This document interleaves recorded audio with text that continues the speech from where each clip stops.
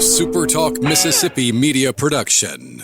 You're listening to Sports Talk Mississippi On Demand, presented by Pearl River Resort. Escape to Choctaw, Mississippi and enjoy world-class gaming, the Dancing Rabbit Golf Club, and Geyser Falls Water Park. Escape to Pearl River Resort. Sports Talk Mississippi is on the air. Sports Talk Mississippi is powered by C Spire. Power your home or business with C Spire Fiber. To learn more, visit supertalk.fm/C Spire. C Spire Fiber powers Super Talk Mississippi.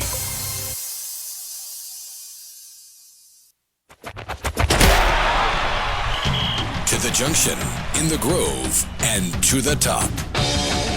This is Sports Talk Mississippi. On your radio and in the game, right here on Super Talk Mississippi.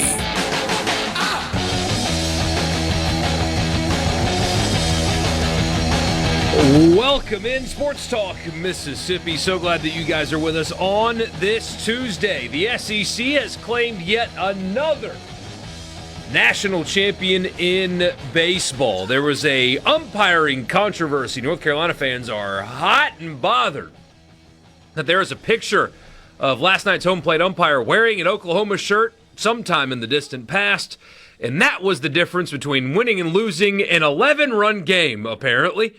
No, I'm kidding. Oklahoma, though, yet another SEC national champion. There's a new update in the Brennan Sorsby saga. The NFL, we asked this question.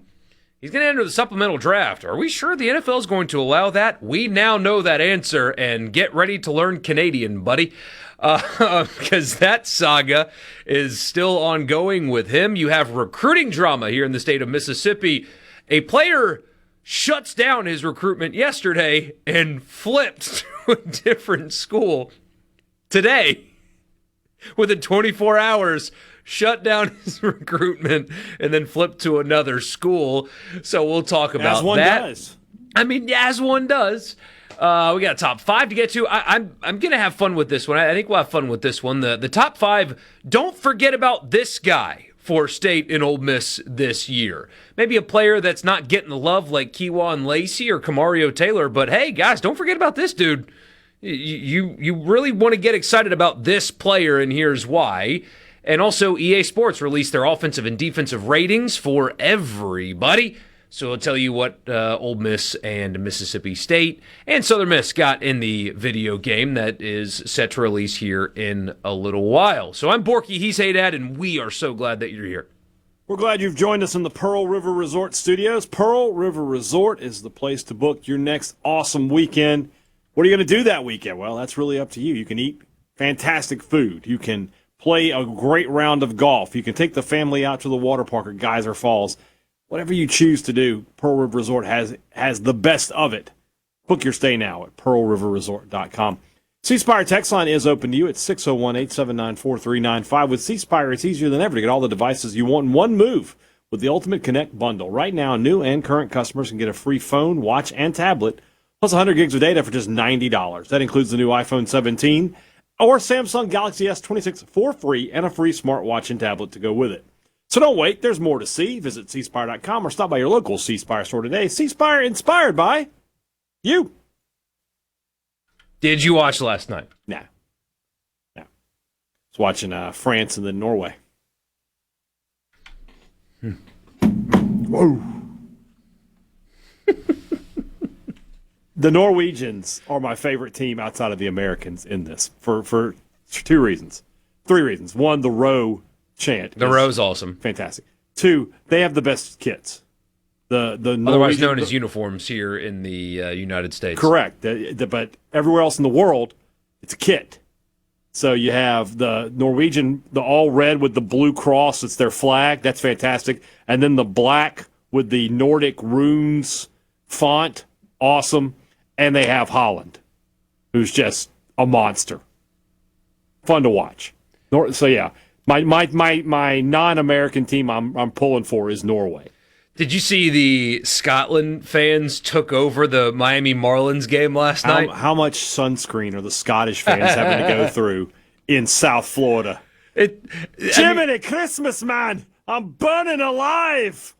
Biggest crowd of the year there at the Marlins game. Yeah. And most beer sold, too. Those guys, the videos are so funny. Anytime the Marlins would do anything that was positive, even a routine flyout, those guys would lose their minds. And just routine pop up to end an inning, and the whole crowd's just going nuts. And it's all a bunch of people from Scotland that couldn't care less about the Marlins that just decided, you know what, I'm going to go to the baseball game tonight, and I'm going to lose my mind. It's hilarious. I saw something about some English guy went to an Angels game while he was out in Los Angeles. He was like, I'm going to start following baseball, and I'm going to follow the Angels. And I'm like, no, don't do that. Follow baseball. That's fine. Don't follow that team. It literally would be like an American be like, I've decided I'm going to start following soccer. I'm going to be a Burnley fan. Like, a terrible idea. Marty, hold that thought, because I do want to talk about that. We have a guest coming up, an extension, week 2 of our partnership with Visit Jackson to highlight some local, not only local restaurants, but the people that make them go. And we've got a really interesting one upcoming today. A guy that has had a journey here to the United States as a kid, and has been on Food Network, and also has got an incredibly artistic touch as well. A very did they bring you any? Did they bring you any? No. Still no. What we got to do? Here? Still no. Right. But that's coming up. So I want to get back to that, though, because the PGA Tour has blown up its model and rebuilt its model. Yeah. I mean, that'd be like the NFL saying 17-game schedule starting in September and ending. Nope, not anymore. We're going to play 4. You know what I mean? I mean, just they blew up the schedule and the format and everything. And hey, Dad, guess what they added? Relegation And promotion. Imagine that. So we'll get to that coming up later. But the SEC wins yet another national championship in college baseball. Arkansas yet to win one, though.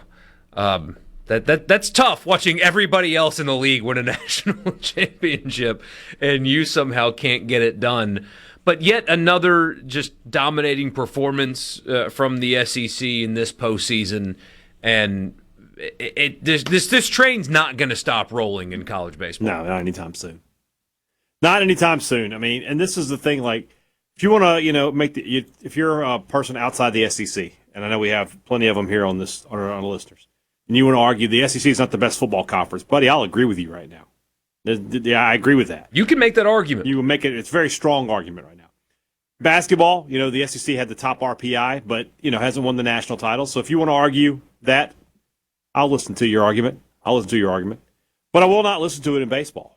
I will not. The SEC is by far the best conference in baseball. It's not close. This is the second SEC team in the last, 5 years to win the national championship after going 14-16 in the SEC. The SEC, I mean, correct me if I'm wrong, would they have played day one of the SEC tournament? Did they play on Tuesday as the 11 seed? They would have, right? It was Ole Miss, Missouri, and then Oklahoma would have played first day. I don't remember, honestly. I'm pretty sure they did. And yeah, because Ole Miss was what? They were the 9 seed, right? I think that's right. The 9 played the 16. So yeah, they would have played on the first day of the SEC tournament. And yet here they are playing on the last day of the season and winning the final game. So it's just top to bottom the best. And we live in a world where the 11th best team in the SEC is probably better than the best team in every other conference. They lost their first game on Tuesday to LSU. Yeah, they were eliminated. Yeah, that's what we're talking about here. So just a dominating performance. And, if you said, could I get odds on what conference is going to win the next College World Series, I would put a lot of money on the SEC, but I wouldn't get a good return on that. It's probably like minus 1,000, something like that. Somebody says, hey, Dad doesn't need to make baseball picks anymore. I mean, nobody thought Oklahoma preseason, postseason was going to do this. No, I mean, nobody. Not even Oklahoma fans were like, yeah, we're going to go win the national title when the regional draw was The Oklahoma fans were announced. Probably in the happy to be in Omaha Oh, my gosh, yeah. Bracket until they won the first 2 games. They're like, oh, wait a minute, we could win this. Yeah. Rob in Hattiesburg, a Southern Miss fan, says, so now the SEC claims Oklahoma. I mean, they've been in the league now for they're in the league. While. We can't do a whole lot more than that. And good for Oklahoma fans, by the way. The last time they made the championship series, maybe 1,000 of them showed up, and the stadium was completely taken over by Ole Miss fans. They said not again. They traveled very well this time. They're embracing the baseball culture, it seems. They're doing some renovations to the stadium, and the league just got that much more difficult. It is undeniable, though. Who's next? It's going to be somebody from the league. Who's next? I mean, Arkansas, finally? Arkansas's got to break through eventually, don't they? Finally. A&M, maybe. Maybe Texas again. Texas will probably be a preseason top 2 or 3 team next year. I don't know. Texas loves being top 2 or 3 in preseason in all sports, and yet they do. And yet they can't figure that out. But anyway, all right. Sports Talk Mississippi. We got a lot to cover, but again, as part of our new partnership with Visit Jackson, we're going to have a conversation. We're going to change our pace a little bit. So we did classic tamales, pig ear sliders. Then we did fine dining. Yeah. Now let's go to the sweets. We're going to do that I'm a fan. When we come back. Sports Talk Mississippi, Pearl River Resort Studio.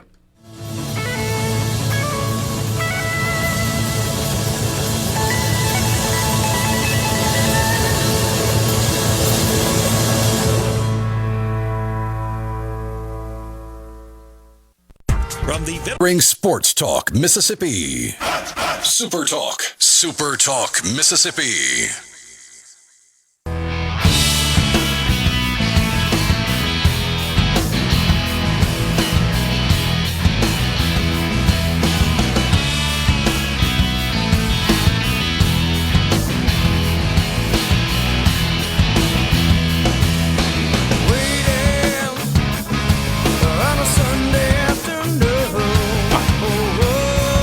Sports Talk Mississippi. Did I miss a verbal a cue there? I wasn't paying attention. I wasn't talking to you. Don't worry about it, Hadad. I do that enough during the day as it is. I'm just asking, the music was running there, and I was just like, is he ever going to speak? And no, then you never. said something to me. Okay. I'm too busy locked into England-Ghana. England-Ghana is a big one. It's a big matchup. People who know me know I have several weaknesses, and one of them is for pastry. If I see a bakery, I'm going in. And so the next time I'm in Jackson, I'm going into Just Vanilla Bake to see our new friend Guillermo Salinas joining us now here on the Farm Bureau guest line. Check out favorites.com and go with the home team. Guillermo, this is something I don't understand about baking because I'm not a baker, and I'll be the first one to tell you. Like when you cook, yeah, you just put a little extra salt in there, a little extra pepper. Nobody says anything, right? You do that with baking and with pastry, and you're going to have a ruined product. Why is baking such a science compared to regular cooking? Well, I think both of them would be considered a science, but I think it comes down to the creativity of being able to learn how to do something and work in between the rules versus knowing very few rules and being able to manipulate as much as you want. So that's the difference between, I would say, quick, savory type of cooking versus baking. And now you're talking about, quick on the line, you're putting something together. It might take you 2 hours, and you can have a meal. With baking, a minimum of 2 hours to even get started with anything. Sometimes it will take anywhere between 12 to 24 to sometimes 48 hours worth of time and planning to be able to get a finished product. So you really have to think ahead a little bit more, and just make sure that you know where you can push the limit. But there is always a limit, and you don't want to go over it, or then your entire product is messed up. How you got here? I want to talk more about your shop and baking and the process and your time on TV also. But how you got here is fascinating. So. You did not grow up here in the United States, at least for a good portion of your life, correct? Correct. I'm from Mexico in a small town called Ixtapas y Huatanejo. It's on the Pacific coast. What'd you call me? So on the Pacific coast of Mexico, when did you, and maybe why, if you're willing to share, did you decide to come to the United States? Yeah, so I traveled back and forth with my parents quite a bit. So I knew about the United States quite a bit, and especially around the South. We traveled visiting family a little bit, every 2 years. But I actually got into, I've always drawn a little bit. And so there was a university called Belhaven, and they gave me a scholarship. So that was the reason why I came to Jackson. And then while I was here, I got a job at one of the bakeries as a sous chef, and kind of have been here since. So an art scholarship in college, what is, I know this is a very jock question. What kind of art do you do? No, you're the kind of art that I draw mostly. That was kind of my not to excuse the pun. That was my draw, was to just I really like pencil. I really like pen. I'd done a bunch of culinary stuff that ever since I was 14. I was working in kitchens, and so I knew I could do that. At that point, I'd already gotten to the chef level, and I knew that really well. But like you said, there's a lot of creativity in baking. But I wanted a little bit making something that had no purpose besides the making part of it itself. Always when baking, I know that someone's got to eat it. You know, it's a product that is going to be used for a set purpose. So getting into art school was really good because I got to kind of stretch my aesthetic view just because I wanted to, and not because I needed to feed somebody. Where do you get your inspiration from as a baker? What gets you going? What are the kind of pastry that you like to make? Mm-hmm. I typically I like doing things other people can't.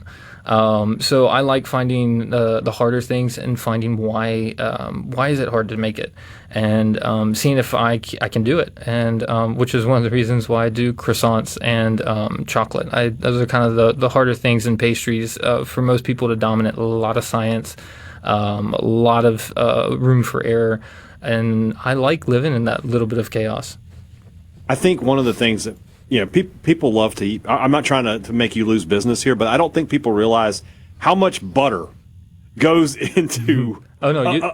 Don't scare me. It's real. There's a lot of butter. That's what I was going to ask. On average, how much butter does your bakery go through in a week? In a week, we go through.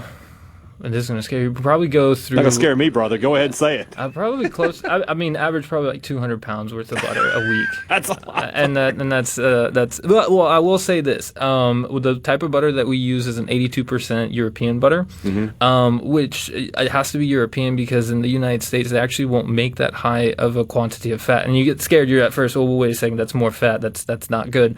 The fat from butter is really good for you. It is actually the lactase or the water content in it that will actually kind of sit with you a little bit harder than the fat itself. There are a lot of people that are actually lactose intolerant that can have a high fat percentage butter because it's so low on the lactate. And the butter, because of it being specifically like a dairy product, it's a fat that is not a ultra-saturated fat, so your body actually treats it first. So as soon as your body needs fats, and so when you introduce a butter that's an 82% or higher, your body gets it and says, hey, I like this, and burns it almost instantly. So it's actually... it's not that as healthy as eating a salad. I'm not saying that. But as far as if you're going to be adding fats into your body, getting a good croissant into your body early in the morning, it's actually shown to help your metabolism, give your coating of your stomach lining that much more of kind of makes everything basically go down a little bit smoother. So a croissant a day, I don't know if it'll keep the doctor away, but it'll make you happier. That's a heck of a sales pitch, right? I'm in. You've sold me. I'll eat a croissant every day. That's not a problem. You've got, I mean, some of the stuff that you guys make is just absolutely visually stunning. I mean, you're an artist, and it looks like art. Well, Deep down, does it bother you knowing that you're going to create something that looks like that, knowing that somebody is going to take a fork and a knife to it and then eat it? It is a little bit. I've done this enough to where it's, I will say at first you're just like, I spent so much time to do this. It serves a purpose. I make something, I know what it's going to serve. But I'll tell you what it doesn't beat. is seeing the expression. I think there are a couple expressions that humans make that just you can't help. One of them is laughter. If you think something's funny, you have to exhale a laughter to be able to show your expression. And the expression that people put on their face when they bite into a croissant, especially if they've never had a real croissant made with real butter before, it just melts. They can't help but just make this kind of like dripping away, melting face. And that's what's worth it. And then, croissant. What I know some of the names of pastry because, like I said, I have this incredible weakness for it. Mm-hmm. But what is the average morning, I guess, like at your bakery in terms of what's going out the door? Mm-hmm. What is that morning rush like for you? So we start our day anywhere between 3 a.m. and 4 a.m., just depending on. I'll never apply for a job with you. I just want to let you know that. I'm out. I'm out right there. 4 a.m. is for lovers and bakers. So, yes, brother. So we start at 4 a.m. and that's getting all the dough that's been fermented into the proofers, and that takes normally about like a 3-hour wait time. And in that time, we're baking off muffins and we're baking off cookies. We're getting the dough started for the next day. And we're prepping things for our counter, getting everything out that was done before, finishing touches on a few things. But we do a lot of so you can come to our store and buy anywhere between, like I said, chocolate bonbons to mousse cups, daily croissants that are freshly baked, cookies and muffins. But we also supply to a lot of coffee shops and restaurants around the area. So we're also prepping a lot of different desserts that are on different menus for different restaurants. So that's kind of what our day ends up being. And then we have special orders that we also deal with. We do wedding cakes, we do birthday cakes, as well as we do catering. So every day can be a little bit different. It's kind of waking up and looking at the board and seeing what orders need to get filled. How much of a coffee drinker are you is my next question, I guess. I try to limit myself after 3 cups of coffee, but caffeine is a must. So, and if you go, you're up at 3. Are we keeping you up? You're past your bedtime right now? I mean, in a couple of hours it'll be past my bedtime, but I'm good for like 2 or 3 more hours. I got you. All right. I guess we'll. I don't want to cut off another answer, so we're just gonna go ahead and start leading in here. But I want you to be thinking about when you're talking about what it takes to be a baker. Mm-hmm. When we come back, I want to talk about that because, like, as you said, it's not just put a cake out there, and I've done this. It's such a process. It's such a long journey to go from I want to be a baker to I am a baker. So We'll talk about that when we come back. We're live here with Guillermo Salinas. He is the owner of Just Vanilla Bake Shop in Jackson, one of the best bakeries in the state of Mississippi, and he's telling us all about. I'm telling you guys, if you've ever been on a vacation with me, my family will attest to this. The part of the research project is always, what's the biggest bakery in this town? And we're going to go there and we're probably going to drop a lot of money. And that's just the way that it is. I love pastry. We're going to learn more about it in just a minute.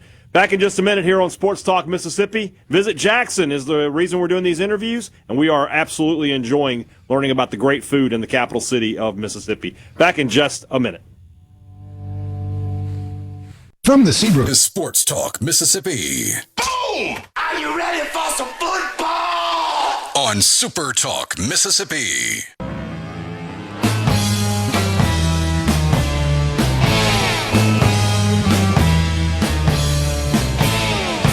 We're back one more time with Guillermo Salinas, Just Vanilla Bake Shop, right here in your capital city, in Fondren, right next to Dueling Hall. Is that where you're located? In Dueling Hall itself, the closest to Dueling Hall you can possibly get. It's actually, we call it a daytime speakeasy because we are a little bit hard to find. If you've ever been to a concert at the Dueling Hall venue, we're actually inside the venue. They used to have a catering kitchen in the back there, and that's where we are. So you can go in through the closest way is to, if you're at Corner Market, just look straight across for the blue sign with the croissant and walk through those doors. Yeah, I saw Marcus King playing there before he really took off. So I could have had doubled up. This is a great question on the text line because I spent time in San Francisco, in the Bay Area, and it was sourdough everywhere. And I finally asked, and they said it's just a product of the climate. Really, we make great sourdough because of where we are. Are there challenges in Mississippi, whether it be humidity or what is there an external factor that impacts the product that you make here in the state of Mississippi? A lot of it is the heat. The heat can be a hard one to deal with, the heat and the humidity. So like you were saying before, like baking is a science. So you have to look at the temperature of the dough and the fermentation of it. And the ideal fermentation, especially going through proofing, is 80 degrees Fahrenheit and 80 degrees humidity. And you try to keep it right at that for the entire 2 hours of which it's proofing, which it's filling up with carbon dioxide before you bake it, and then that's what creates the holes and that's what creates the flakiness of it. So like in San Francisco, a cool thing that they have is their sourdough because they're close to the ocean, high altitude. So there's a misconception on what yeast is. So sourdough is a yeast that's brought in through the air. It's actually a fungus, and you kind of trap it and give it a nice little environment for it to grow, and that's what we call fermentation. When you start fermenting this fungus so that it can create enzymes, so that it can excrete or breathe out carbon dioxide, exactly like we do. We breathe in oxygen, breathe out carbon dioxide. What does this mean? Well, any place that you are, the makeup of that specific yeast is going to be different depending on the fauna that is around you. So Mississippi actually has one of the most diverse faunas in the United States, which means that a fermentation here is going to be very unique than anywhere else. What it also means is that when you eat locally something that's been fermented, it means that it is taking the fungus is taking the carbon dioxide that you and I are the oxygen you and I are breathing, and then breathing out carbon dioxide. So it is making this like enzyme-filled nutrients for you, so that it is good for you to when you digest it, as opposed to buying stuff that are someplace else. It'll be just fine, but it's a different air, different fauna, different growing stuff. And so having something locally and doing fermentation that way, it kind of caters towards a bread specifically for you because you're breathing the same air. And then on the other side of that coin, by the way, that was an incredibly detailed, that may have been the most detailed scientific answer we've ever given on this program about anything. Mm-hmm. Do you enjoy watching sourdough fails on TikTok and Instagram? Because I get a kick out of them. I don't know if I enjoy it. It depends on. If it's a home baker, I feel sorry. If it's someone that's experienced and should know what they're doing, yes, I do laugh at them. So, and you say originally from Mexico, that is an underrated pastry nation. Mm-hmm. I think people think of France, maybe like Eastern Europe, but Mexico has some unbelievable pastry. Do you bring a little of that to your shop? Definitely. We use, especially ingredients, like chocolate is native to Mexico. So that's one of the things that I particularly love a lot, and just being able to, a lot of the different ingredients that I bring in, we use a lot of guayaba, we use a lot of maracuya, dulce de leche, just things like that are a little bit more unique to Mexico or just South America in general, or even just different techniques. Growing up in the coast with hardly any ACs in the bakeries, I learned up a lot of tricks on how to be able to deal with high humidity, high heat environments at sea level. What's something that if I'm going to a bakery I should be looking for to know that it's good? What's something when you walk in the door you're like, if they're doing this and it's good, this is a high level bakery? A croissant is one of them. If they have a croissant in their display case and it looks flaky and it looks full, and it doesn't look like it's from Sam's, that's a good sign. If they have sourdough, and that means that they know about fermentation. And if they have any type of yeast bread, honestly, that will give you a good clue. And then if you get to see a shelf, and you get to see like what type of flours they have or what type of chocolate they're using, I can really tell you if it's a good bakery or not. And then small one is look at the piping. Clean piping just shows expertise. Got to ask about your time on TV. The Halloween Baking Championship.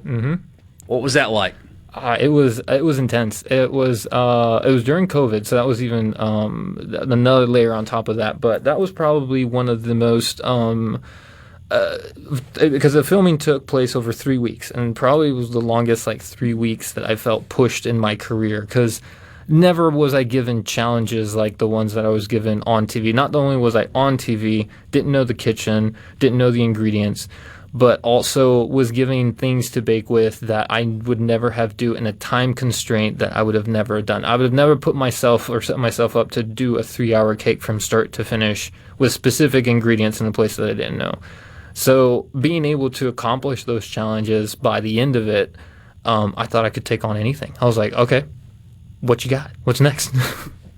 Did you learn anything from the other bakers that were on the show? Did you learn any tricks? That probably was the best takeaway of that whole experience, was just 10 bakers, just talking it out, just spending day in, day out, switching recipes, helping us out in the kitchen, and then just being good friends afterwards. Like now I have a network of just 10 pastry chefs and bakers that I can just call whenever I have a question or if we're just talking through different recipes. Jackson has a significantly underrated food scene, I think, for a city the size of Jackson, not a particularly big place. Why do you think that is? And like when you're not eating your own product, where do you go? That was the really cool thing about Jackson is that I was able to fill that hole a little bit as far as it comes to pastry. Like when I came, there wasn't a whole lot of pastry, especially like what I was taught, like the more European style. Because I learned in hotels in Mexico, and so in hotels you have French chefs, you have Colombian chefs, you have Spain, Italian, German, just depending on who owns it and what is going on. So you have a lot of this kind of melting pot of a lot of different cultures in a hotel. And so when I came to Jackson, there wasn't too many, especially pastry-wise. Food-wise, there's a ton of foods. Coffee-wise, there were a lot of coffee shops. So I was really grateful that I was able to kind of fill in that little bit of a gap. But, I mean, just going Fondren and just Belhaven, I'm really good friends with Chef Joe from Walker's, so I'll always go there just because it's right down the street. Pulido's, Chef Chaz is phenomenal. He was opening up his spot around the same, so we have a couple of our things actually on his menu. Chef Hunter, just right across as well. You know, there are tons of young chefs that are coming with this melting pot of so many different techniques too, that they've gone to different places and now are coming back home and setting roots, and really just kind of the community is it makes to where everybody wants to create and everybody wants to be better. I always feel like restaurants that are morning restaurants, places where you get breakfast, coffee, pastry, things like that, they have the highest concentration of regulars, of people you see on a weekly, maybe even a daily basis. Does Just Vanilla have that? Do you have guys that you're like, I see these guys all the time? A regular that we walk up. I wanted to bring that bakery, like you said. For a bakery, you want to be able to go into a bakery, know who's making it, have a small conversation, have a cup of coffee, and I think that's what we do at our bakery. We like to. It feels like family. I started baking from home, so a lot of the people that I baked for were just my neighbors, and so I got to know my community through baking for them. So I think that's it's a very, like you said, you want to know a place, find a good bakery. I said find your farmer's market, find a good bakery. One last, I guess, thing we'll talk about here is how many different pastries on offer do you have on a daily basis at the bakery? Ooh. That's a good ooh. I know there's going to be a selection. There's a lot. I mean, I think we have at least 16 different types of croissants, so we'll just make variations of croissant from like ham and cheese to guava and cheese to an apple croissant, apple pie croissant. We have 3 different types of muffins, 3 different types of cookies, 18 different types of chocolate bonbons, and then just specialty things that are in season. We work really closely with Two Dog Farms, which are a local produce, and so whenever they have something in season, I'll ask for that. And so we're always rolling with whatever Mississippi's got on hand. Incredible. We've got to stop doing these interviews at this time of day. I know. Next time I need to bring in some samples so you guys can have some. Samples is one way to say it. I'd like a full spread if that could be accomplished. Guillermo, this was a lot of fun, and like I said, it's something that I don't have the passion to make it. I certainly have the passion to eat it. You will be seeing me the next time I'm in Jackson. You just go ahead and just maybe make a few extra croissants. When I'll let you know. Let me know. Coming. We'll always have plenty. Appreciate you. Guillermo Salinas with Just Vanilla Bake Shop in Fondren. If you haven't found out already, go check it out. It's one of the great places in Jackson. We're going to continue to highlight these fantastic restaurants across the capital city over the next few weeks, and I hope you guys are enjoying this series because we are enjoying bringing it to you. Guillermo, thanks so much for your time, man. Thanks for having me. All right. We'll get back to sports when we come back. We've got plenty to talk about here.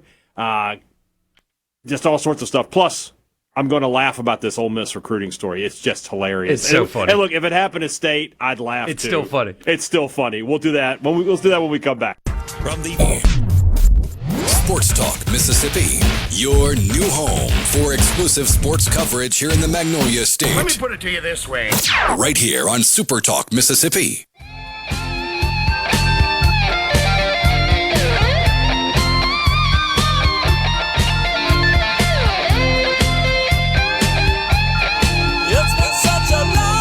You teased it, so we might as well do it now. Recruiting as the recruiting world turns. That's not straight. So let me tell you how I found out. I saw Message Board Geniuses says Ole Miss lost a recruit to Colorado. I was like, oh, I didn't. Who was it? So I click on it, and the first thing is it says Shoemaker. I was like, hold on. That kid tweeted yesterday. Recruitment shut down. SIP made, SIP stayed, is what it said.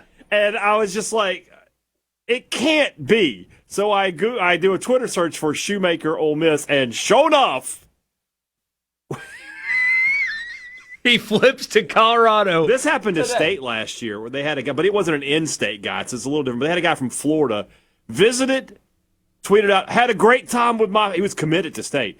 I had a great time with my Mississippi State family. Hail State, can't wait to get back to Starkville. Less than 24 hours later, I have decommitted from Mississippi State. 24 hours after that, I have committed to Florida State. Like, guys, this is my plea. I'm at this point. And again, as always, I'm coming to you as a guy who appreciates NIL. I think these guys should make some money. I don't have a problem with that. We got to stop. We got to stop feeding the beast. Just let the coaches recruit. Every booster has to tell his coaches right now, like, I'm out. Just going to have to recruit on the merits we've got because I'm done. I can't live like this anymore. We got to get these kids back in line somehow. And, like Hayes Fawcett, who, He was hilarious. But he said recruiting in 2026, man. This isn't new, dude. Yeah. I know you're a young guy, but you have recruiting stories like this. It is kind of new in that we did not have the social media of, Right. I've shut down my recruitment, and then literally 24 hours later, I'm committed. That wasn't happening. No, and I mean behind-the-scenes kind of stuff. There's a chance that Ole Miss gets good news on an in-state defensive lineman here coming up later, but we'll That's see. happening at 5 o'clock, like 5 minutes. Yeah. Yeah. If it does happen, I mean, who knows? This is what I tell people all the time, because some people are like, "What? Why would he do this? Why would he do this?" Well, number one, You may got some money out of it. high school recruiting is important. You still need to recruit well. You need to recruit your own state well.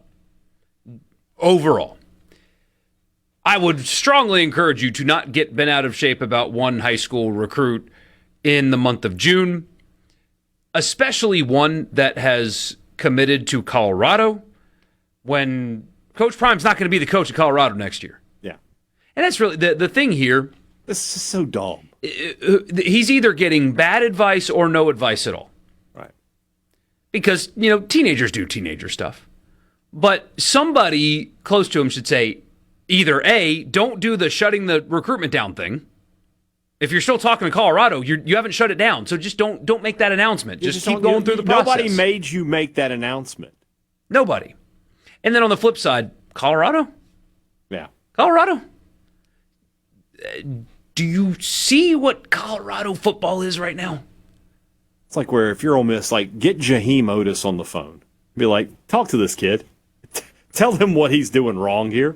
And I had somebody text me and was like, "Oh, he'll be in the portal next year anyway." I don't think he's ever shown up to Colorado. It would be my bet. I mean, if you're a Mississippi State fan, this kid's from Ackerman. He's down the road from Mississippi State.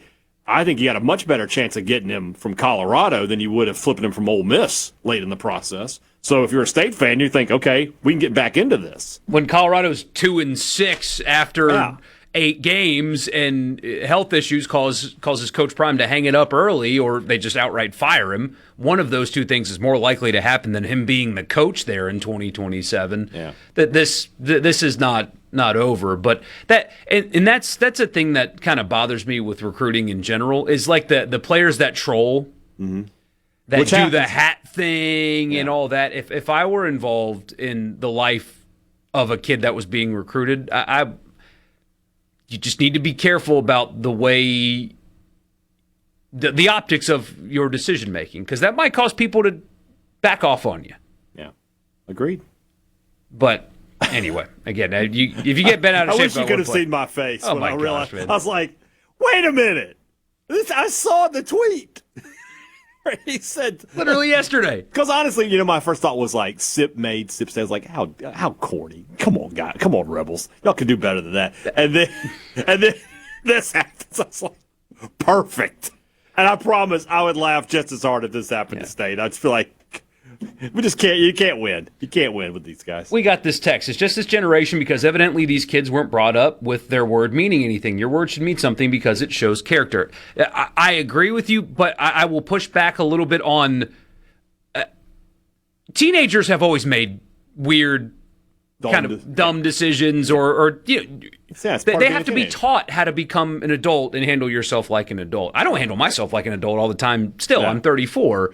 It's the people around all recruits that do this, the committing here, committing there, shutting down recruitment, flip all that stuff. I think it's the adults around them that need to step in and say, "Hey, dude." I really do think you can tell if a guy's going to be successful based on this, though. I will say, if somebody flips like 3 or 4 times, they're probably not going to be a big-time player. One flip, I get it. You made a decision. Things happen. If it's fine. But if you're somebody who's like, before you sign the paper, you've committed to 4 different schools, I'm not going to expect a whole lot from you as a college football player. Especially in the portal era. Yeah, exactly. So, it is funny, though. It is funny. Man. Sports Talk Mississippi. More coming up after the news. Place for crazy people. If it's sports in Mississippi, you'll hear about it here. Sports Talk Mississippi on SuperTalk Mississippi.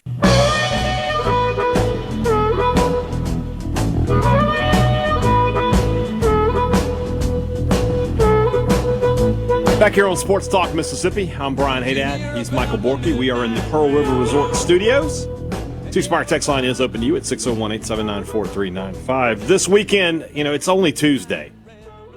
It feels later than that. This is, once again, it's already been a long week. It's only Tuesday.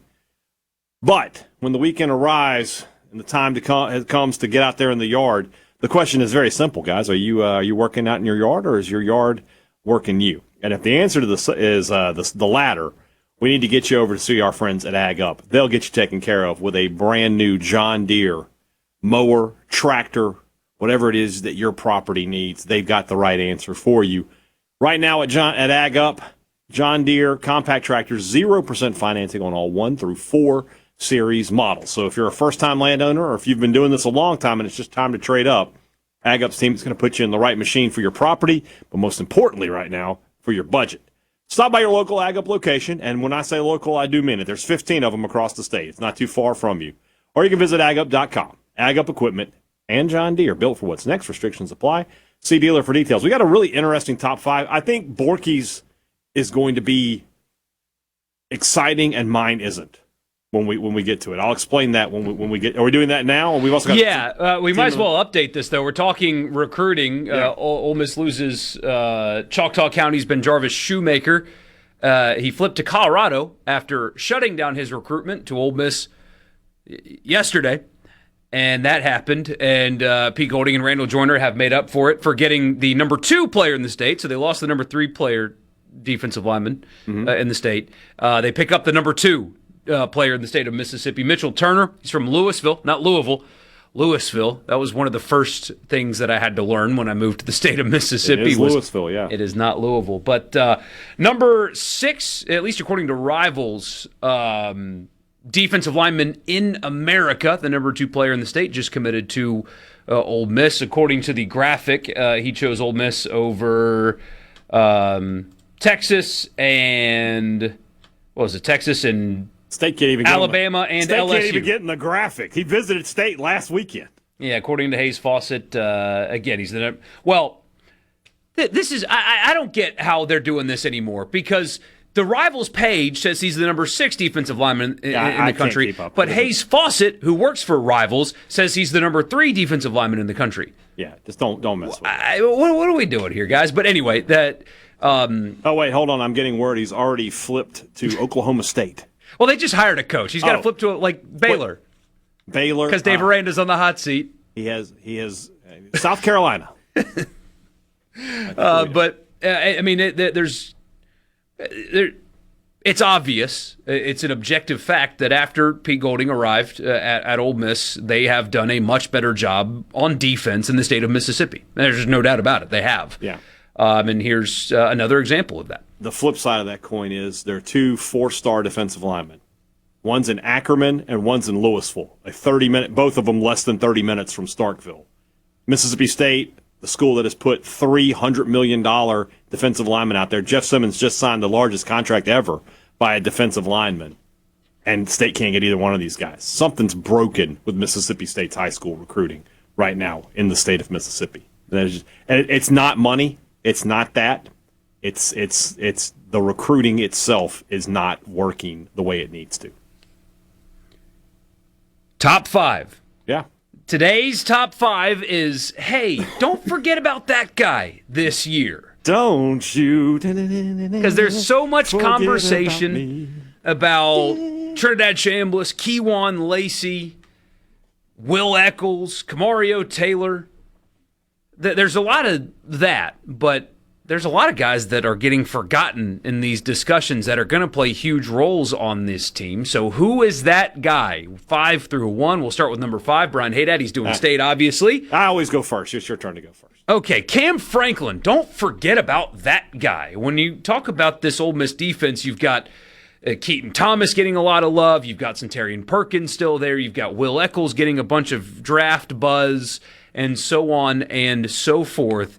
Not enough conversation about the veteran Cam Franklin. He's a beast on the edge. Now, he's not like a true, just a pass rush specialist, but he's an every down, true defensive end and was highly effective on last year's team. And they think that he can take yet another step forward and be an anchor on that defensive line.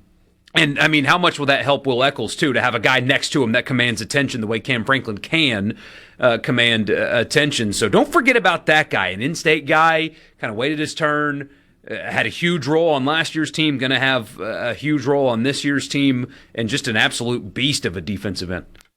So this concept of guys, don't forget about me.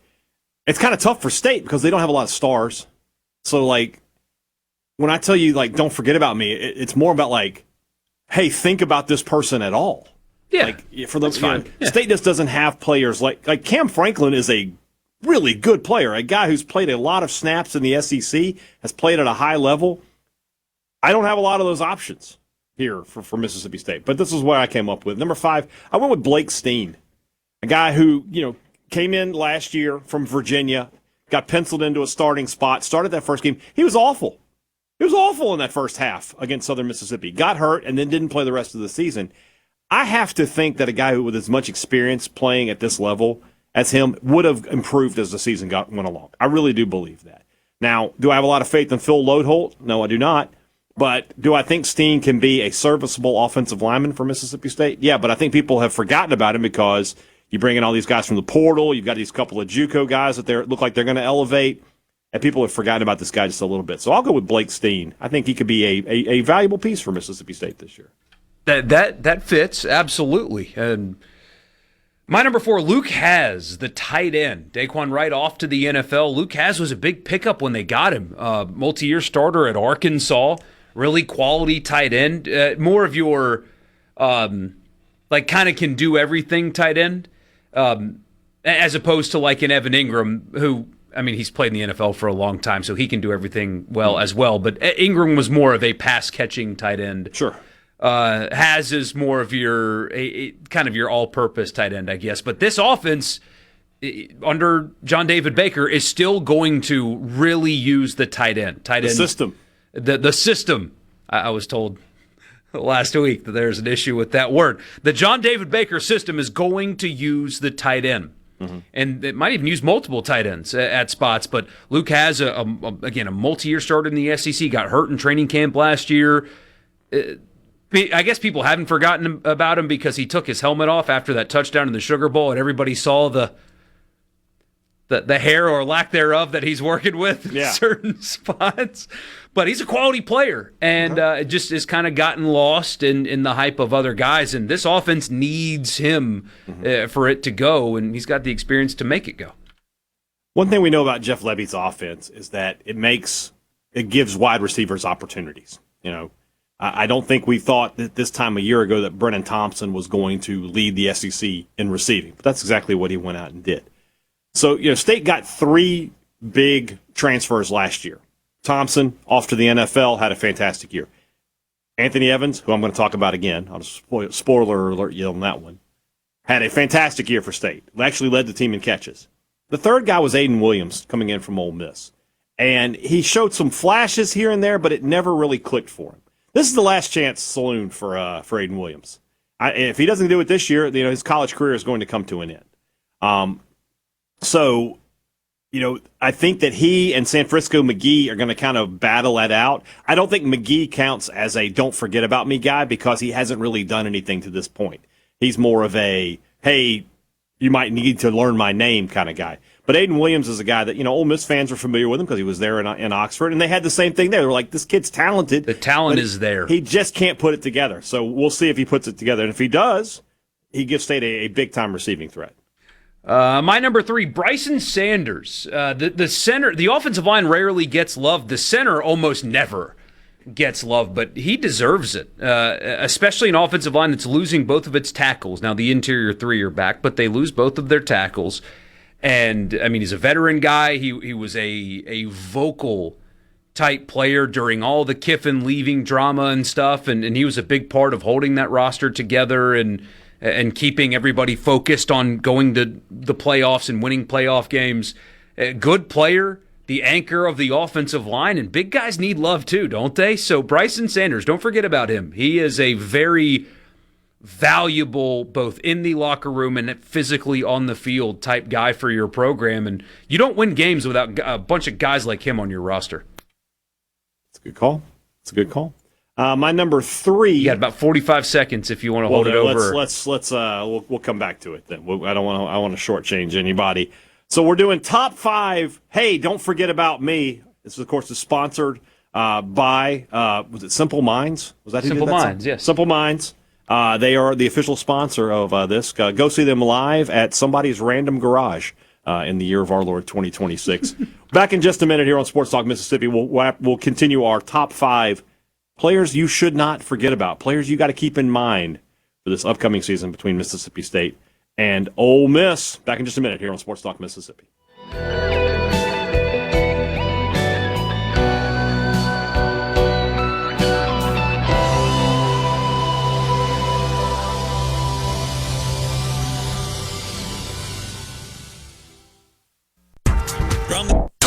Sports Talk Mississippi. To the junction, in the groove, and to the top. Sports Talk Mississippi on SuperTalk Mississippi.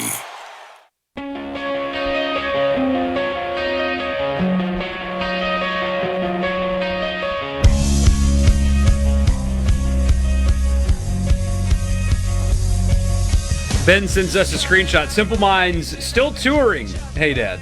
I'm not surprised by that. They were in New Zealand, Australia. Hey, speaking of Australia, did you see the Socceroos take that L to the United States? I did see that, yes. That was tough. They played, and I get it, by the way, when you're outclassed, you got to try to muddy a game up. It is so weird in a non-CONCACAF game where we're playing like Honduras or something, where the United States has players that are in a much higher class than in Australia, to the point where they're having to play like the hack and hope and just beat the crap out of our guys. It's wild to see that happen. But so I guess they got a Simple Minds tour to ease their suffering from that big fat L they took in Seattle the other day. All right, number 3, the don't forget about me player at Mississippi State, the number 3. We talked about this guy the other day. And that's Zachary Tillman. I talked about him on the Friday show while you were out, because we talked about, we had done the top 5 most underrated guys. And so I kind of brought that to this year's squads for State and Ole Miss. And Tillman was one simply because of this fact. The Zach Arnett defense feeds linebackers, tackles. Buki Watson and Jet Johnson are exhibits A and B to this statement. So if you're the starting middle linebacker for Mississippi State, the starting weak side linebacker for Mississippi State, the Mike or the Will, I think is what they call him in the scheme, you're going to have close to 100 tackles in all likelihood, assuming you get the number of reps, if you play enough reps, which I assume Tillman will play. So I think Zachary Tillman is going to be one of the leading tacklers in the SEC this year. I don't know if he'll have the same impact that Buki Watson had and lead the league in sacks, but my goodness, I expect a big, big year from him in terms of numbers. So that's a guy that nobody's going to talk about right now. Could end up getting some All-SEC votes just because he's going to be on the field and he's going to pile up the tackles. My number 2, this is kind of, you're going to roll your eyes at this one, I think, possibly, the don't forget about me guy, Deuce Alexander.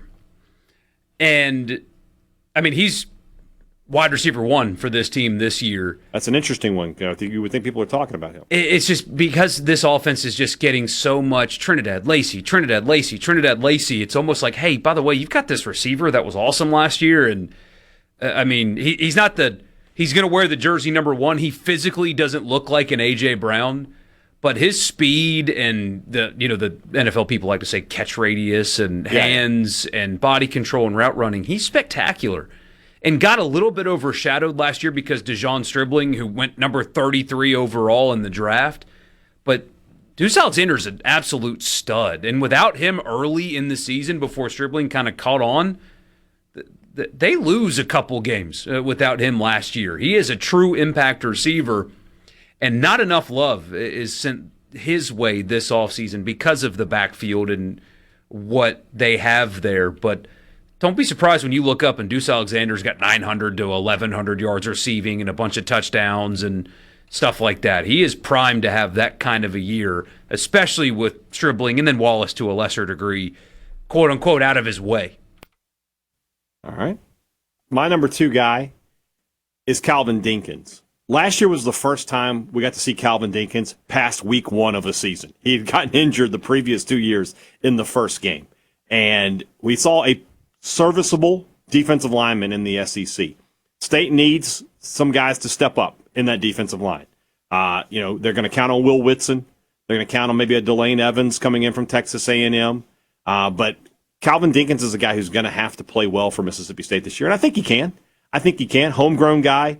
Mississippi State has, through the years, been the place where Mississippi defensive linemen have been able to blossom. They've kind of lost that edge. We were just talking about that from a recruiting perspective. But maybe Dinkins can be a guy who brings a little bit of that back. So nobody's talking about Calvin Dinkins right now. I'd be interested to see what he looks like at the end of the season. My number 1, I said the big guys need love. How about the kicker? The kicker needs love too. Lucas Carniero, I don't think he won the MVP of the Sugar Bowl. I guess that was given to Trinidad, wasn't it? Mm-hmm. But he might as well have been. And he was like that all season. This is a guy that he does 2 things well. Every kickoff goes into the end zone, or at least it feels like it. So he's a weapon there. You're never going to have a kick returned. But when you get to the 42-yard line, you feel like, okay, got points. In the value that you have as a football team and an offense where all you have to do is get to the 42, and you're like, got 3. Yeah. That's huge. And, I mean, that wins games, and that changes games. When you've got a bad kicker, oh, boy, when you've got a good kicker, it helps. He's an elite one. And there's a reason that they're paying him what they're paying him, in part because LSU tried to get him to go to LSU, but also because, man, the value in that right there cannot be overstated, but because he's the kicker, it often gets understated. Not today. Not on this show. The kicker, number 1, don't forget about this guy. I thought about putting Calfario on there, but I think because he's that guy too. I think he does have some of that, but I think people at this, because he's been the State's kicker this is his 4th year. People know who State's kicker is at this point. I went with Anthony Evans, and maybe that's a little bit of a stretch, but I think last year everybody was so focused on Brennan Thompson that they forget the kind of year. Evans, at one point, it looked like Evans was going to be the leading receiver in the SEC ahead of Thompson. He had a fantastic season last year. Just kind of cooled off in those last couple of games. But 67 catches for 831 yards. You're bringing him back into this offense. You feel like you've surrounded him with some more talented guys on the outside. You feel like you went out and got a couple of guys you think you can replace Thompson. You obviously feel better about Kamario Taylor. You think he's going to be a superstar. If State is better offensively this year, and it looks like they can be, and Evans is going to see a big, not a big jump, but a jump. So we're talking about a guy who, when we get to the end of the season, could be sitting on 75 to 80 catches, 800 to 1,000 yards, and 6 to 10 touchdowns. Potential All-SEC guy. The slot receiver in this offense just gets catches. Last year, Thompson having 50-plus catches is an outlier for this offense. It's usually just one guy, and it's the slot receiver, and that's where Elijah Moore played, and that's where Kevin Coleman played, and that's where Drake Stoops played at Oklahoma. Anthony Evans had a big year last year. He could have a even bigger one this year. But if I said list the top 10 receivers in the SEC, would anybody mention Anthony Evans? I don't think so.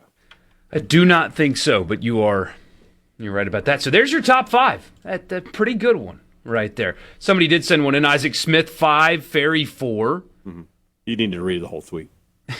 Ryan McPherson, 3. Tomas Valinkis, 2. And Jacob Parker, 1. Who's not talking about Jacob Parker? Like, you try to make a joke, but you failed in that. Everybody on earth is talking about Jacob Parker and Tomas Valinkis. Man. Somebody said I missed the first hour. Did I try 0? I did not. I mean, are they at like gas stations or something? You could I probably haven't find looked. one, yeah. I have not looked. I will look. I will try one because why not? What we need to do? The hot chip challenge? No.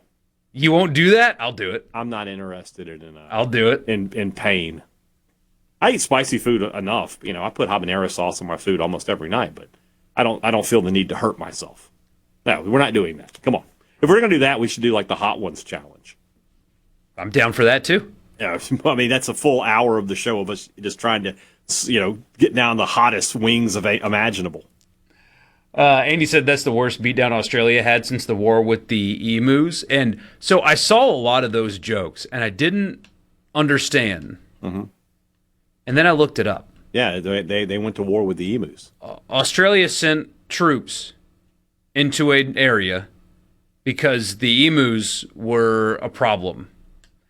And they were struggling so bad in their conflict. And if you're thinking, emus, what is that, like a small island nation? Like, what is that? No, we're talking about the bird that's smaller than the ostrich. The ostrich-looking bird, but that's smaller than an ostrich? Yeah, it's you go emu to ostrich to cassowary. Cassowaries are nasty things, though. They got the big horn. And you don't want any piece of a cassowary. He will mess you up. They had a full-on war with emus, and they lost. It was in 1932. It was a nuisance wildlife management military operation. There was public concern over the number of emus. They were destroying crops in the Campion district. Not Champ, but Campion district. They can't be the Champion district because, did you guys watch their soccer team play? There's champions in that country. But their attempts were unsuccessful. Their soldiers were armed with Lewis guns. They had a war with the emus.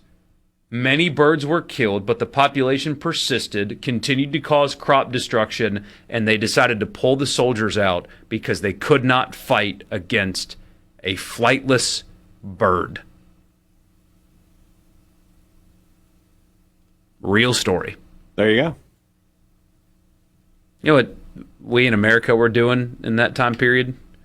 Winning a world war. That's what we were doing. They couldn't fight birds. Michael Borkey, cover this microphone. Decision is red card. I do that so people don't hear me yell when I want to yell. You can yell. Just yell. It's fine to yell. I just yelled. Red card. We'll be back. Sports Talk Mississippi. From the Sports Talk Mississippi. Sports. On your radio and in the game. Super Talk Mississippi.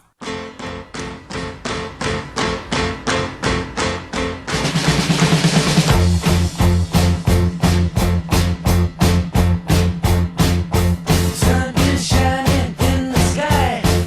There ain't a cloud in sight. It stopped raining. We had somebody on the ceasefire text line who was like, I took England and for plus 2 goals. Did I screw up? And it's still 0-0.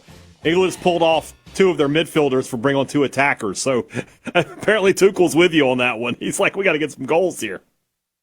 Well, at least he made the bet before you gave the advice. Yeah. You know? Yeah. He's not going to blame you for it.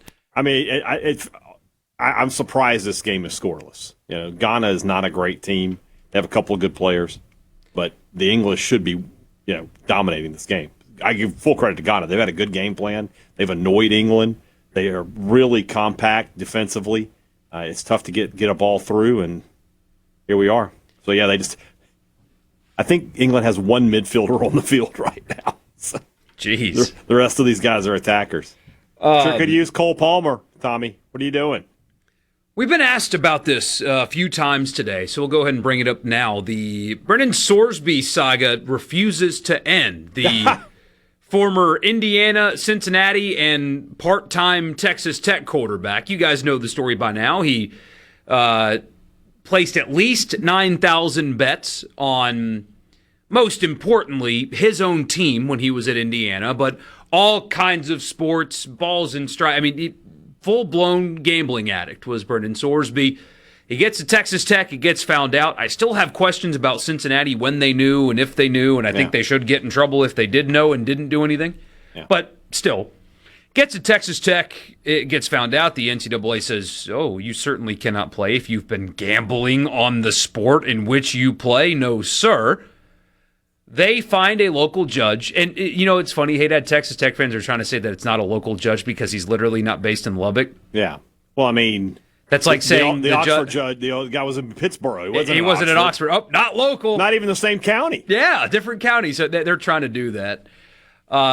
He gave him an injunction, and then the Big 12, and with the backing of some attorneys general from Big 12 states, filed a suit. And despite the attorney general in Texas, who is running for Senate and more on Cross in the mornings, they might talk about that from the Neshoba County Fair. Why not? But the Big 12's suit was basically impossible to fight against for Sorsby.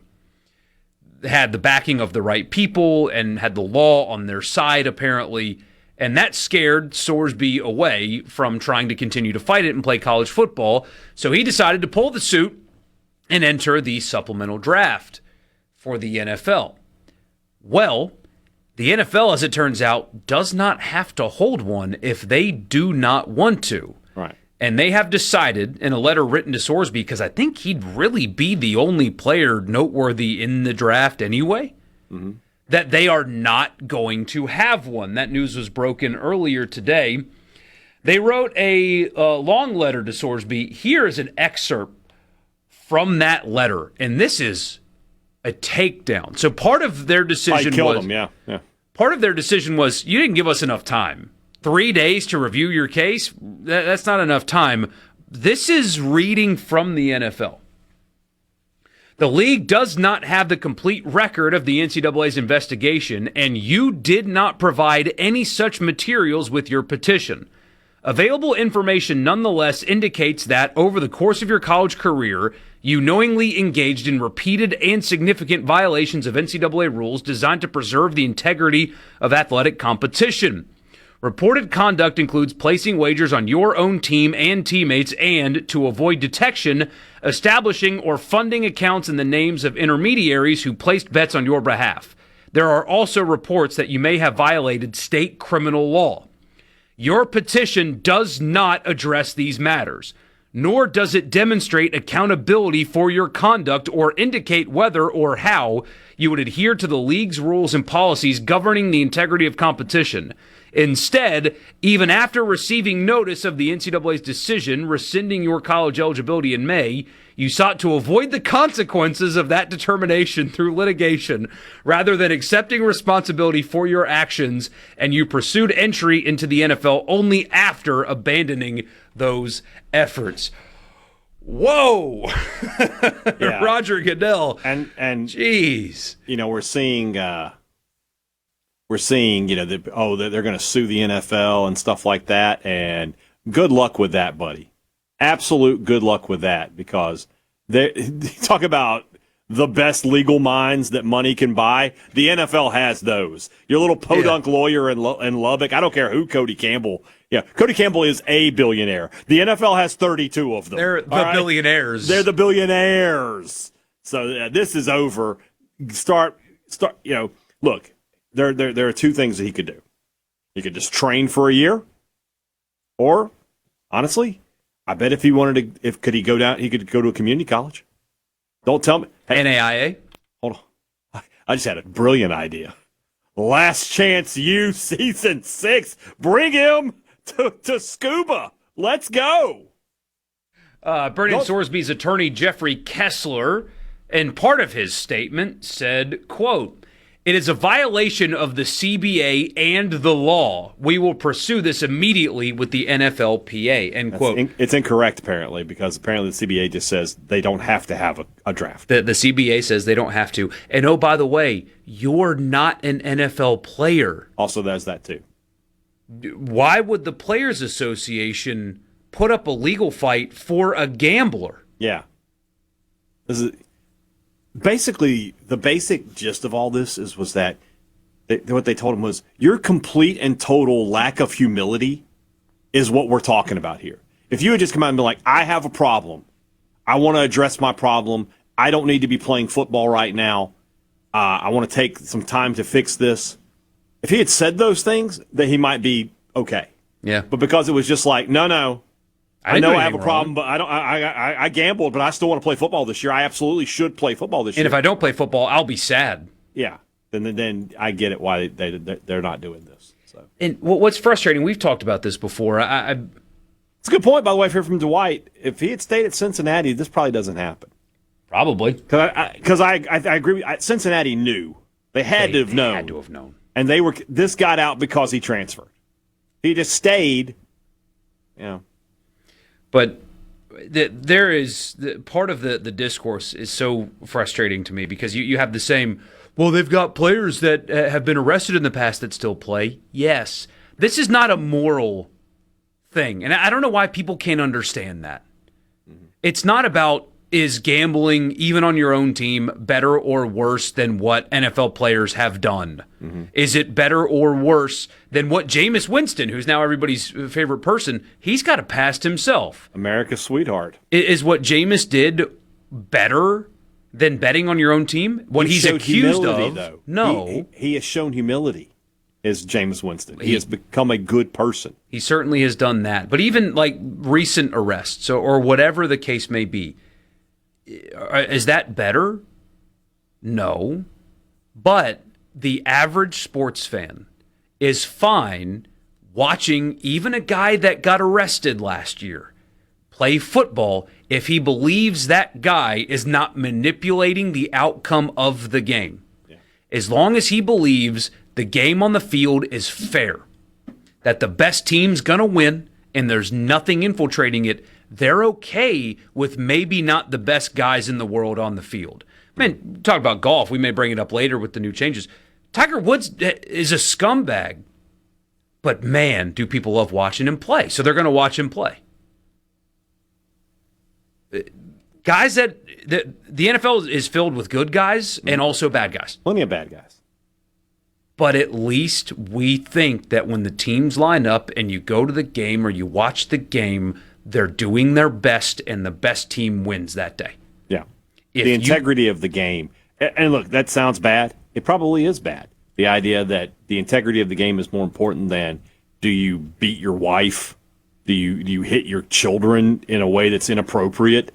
But it is, because we're talking about a business. Mm-hmm. Like, a business can survive. Think about it's like a regular business, a Fortune 500 company.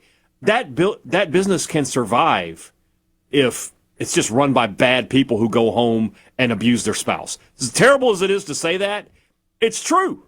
The business can survive that. Business cannot survive when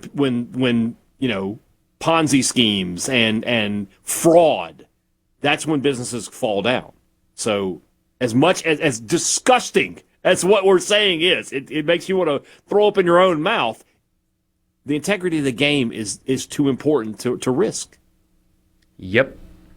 Because if that falls, it all falls. And I don't know why people are having such a hard time understanding that. I really that part of it makes no sense to me. But kind of figured the NFL was going to, they can't, especially a quarterback, the guy that can manipulate the game the most, they have to know. You can't let that slide.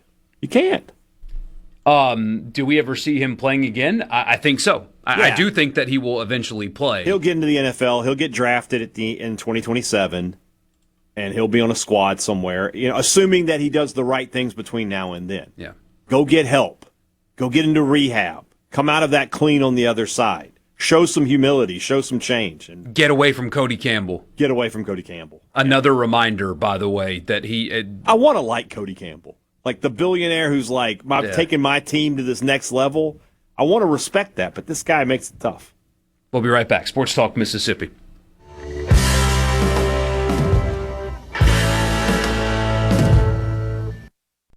Sports Talk Mississippi. Sports Talk Mississippi. You know I love sports. On Super Talk Mississippi.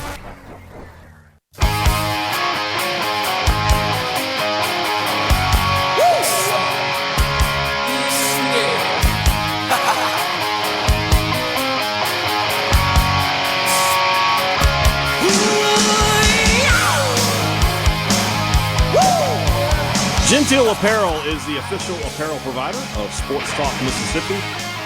I do get a kick out of the fact that it's summer and Borkey is just a pullover hoodie guy every day. But that tells you how light, how cool those Genteel pullovers and hoodies really are. And, of course, I'm wearing mine, which means, what does that mean, guys? If Brian Hadad's wearing that shirt, what does it mean?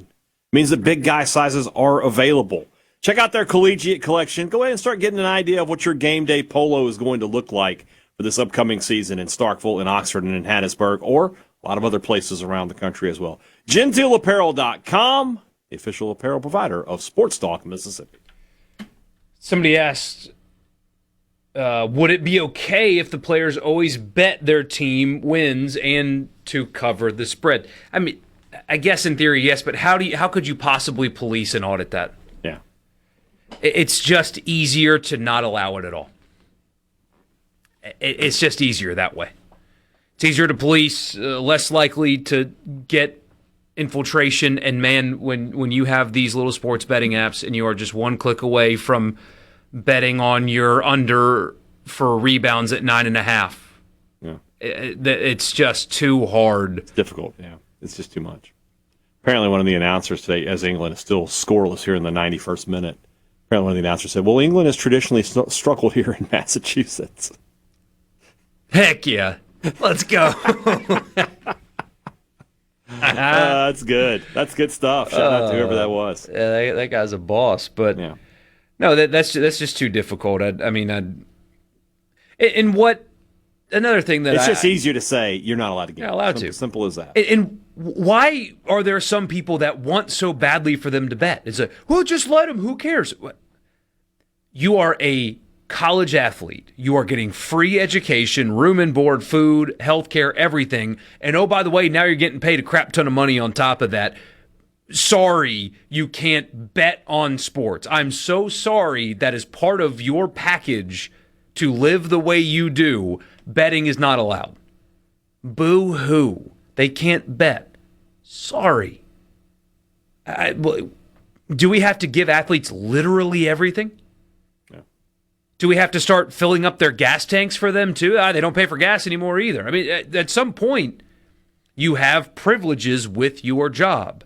Do you want your doctor having beers over lunch before they operate on you in the afternoon? I don't. There's just certain things you can't do, depending on your line of work. I mean, I can't. You can't disagree with this. There's just some things, and for example, people who know me know that I might have a little bit of a foul mouth. I've been known to drop a swear every now and then, but when I'm on the air here for these 3 hours, I can't do that. I don't want anybody to argue that I should be able to. I'll just not do it. That's part of the gig. And part of the gig of being a college athlete is you can't bet on sports. And if you don't want to do that, there's a simple solution to it. Don't be a college athlete. Go do something else that allows you to bet on sports. I'm with you. The concept of what we've get at this point, what have we given the athletes? All right, at this point, they're making a ton of money. They're eligible apparently until Kingdom Come. We're just saying, just don't do this one thing. Reminds me of this story. I don't know if you've ever heard it. There was this tree, and the guy, the person said, "Hey," not a person, but said, "Hey, don't eat from this tree. You can eat from anything else, but don't eat from this tree." And they ate from that tree, and look where it got us. So, kind of the same thing here. Just don't eat from that tree, Brendan Sorsby. And you wouldn't have had any of these problems. You could have eaten from any other tree you wanted to. You could have eaten from the NIL tree, the unlimited eligibility tree, you're the biggest deal in campus tree and everybody loves you tree. All those trees were available to you, but you went to the one tree you couldn't go to. Yeah. You went to the FanDuel tree, the DraftKings tree, and now look at you. Yeah. Same thing. Well, what else puts 100,000 people inside of a stadium, right? There's a reason they get all kinds of stuff that they get, because nothing else can make the money for the schools that they do. Nothing else. So I get it. Yeah. Those dudes live unbelievable lives. Yeah. It is crazy. I mean, I was friends with football players in college, and that was before the NIL era. And so, they got paid under the table, but not like this. Some money, yeah. But my gosh, everywhere they went, they were celebrities. Yeah. Everybody wanted to do stuff for them. Every guy wanted to be their best friend. Every girl wanted to talk to them. These dudes lived the dream. Oh, but it's not fair. Oh, trust me. It's plenty fair what they get in their lives. Now they're getting millions of dollars on top of it. Yeah. Guys, your baseball players are getting hundreds of thousands of dollars, okay? Some of them are. Yeah, some of them. Not your whole roster, but there are some. Last chance saloon here for the English.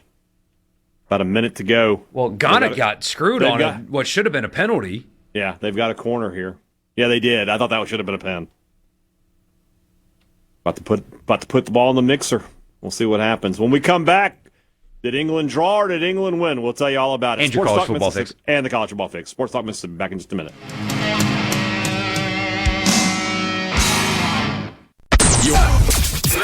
Let's go. This is your new home for exclusive sports coverage here in the Magnolia State. Sports Talk Mississippi on Super Talk Mississippi.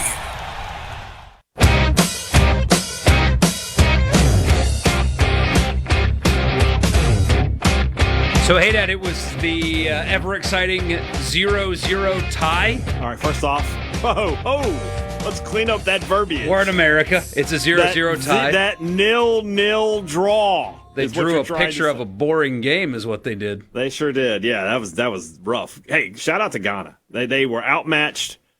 The other England was far more talented, and they came up with a great game plan, and they just condensed the game. Like I said, they kept their shape very compact, and defensively they were almost impenetrable, and they really got screwed. You mentioned it. I really think that should have been a penalty. Yeah. Late in the game, it could have been a 1-0 defeat for the English. So we're better than them at soccer. It's called soccer. We're better than them. Well, we may get to find out if we are. Nah, they won't make it that far. Well, we'll see.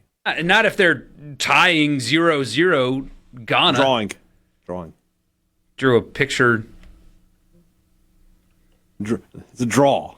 This reminds me of that picture of Frank Beamer going to overtime, tied at 0 with Wake Forest. He's got his arms up in the air. Yeah. Speaking of football, the college football video game is releasing all of their stuff. We did stadiums yesterday. They have total team ratings today. We will get to those right now for the college football fix. The college football fix is driven by your Mississippi Ford dealers. Built Ford Tough. That's the best-selling truck in America, the Ford F-150. If you're looking to buy a new truck, don't waste anybody's time, certainly not your own.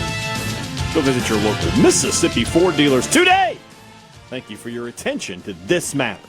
The video game likes this Ole Miss roster. They have the offense as the number 8 overall offense in college football. They have the defense, number 11 overall in college football, the total team rating, which, I mean, it's simply put, it's how good the team is. Mm-hmm. They are all rated from 1 to 130, whatever it is. Yeah. And Ole Miss, according to the college football video game, if you guys want to get it and play it, they have the 8th best team in the country. So you have playoff odds that really like Ole Miss.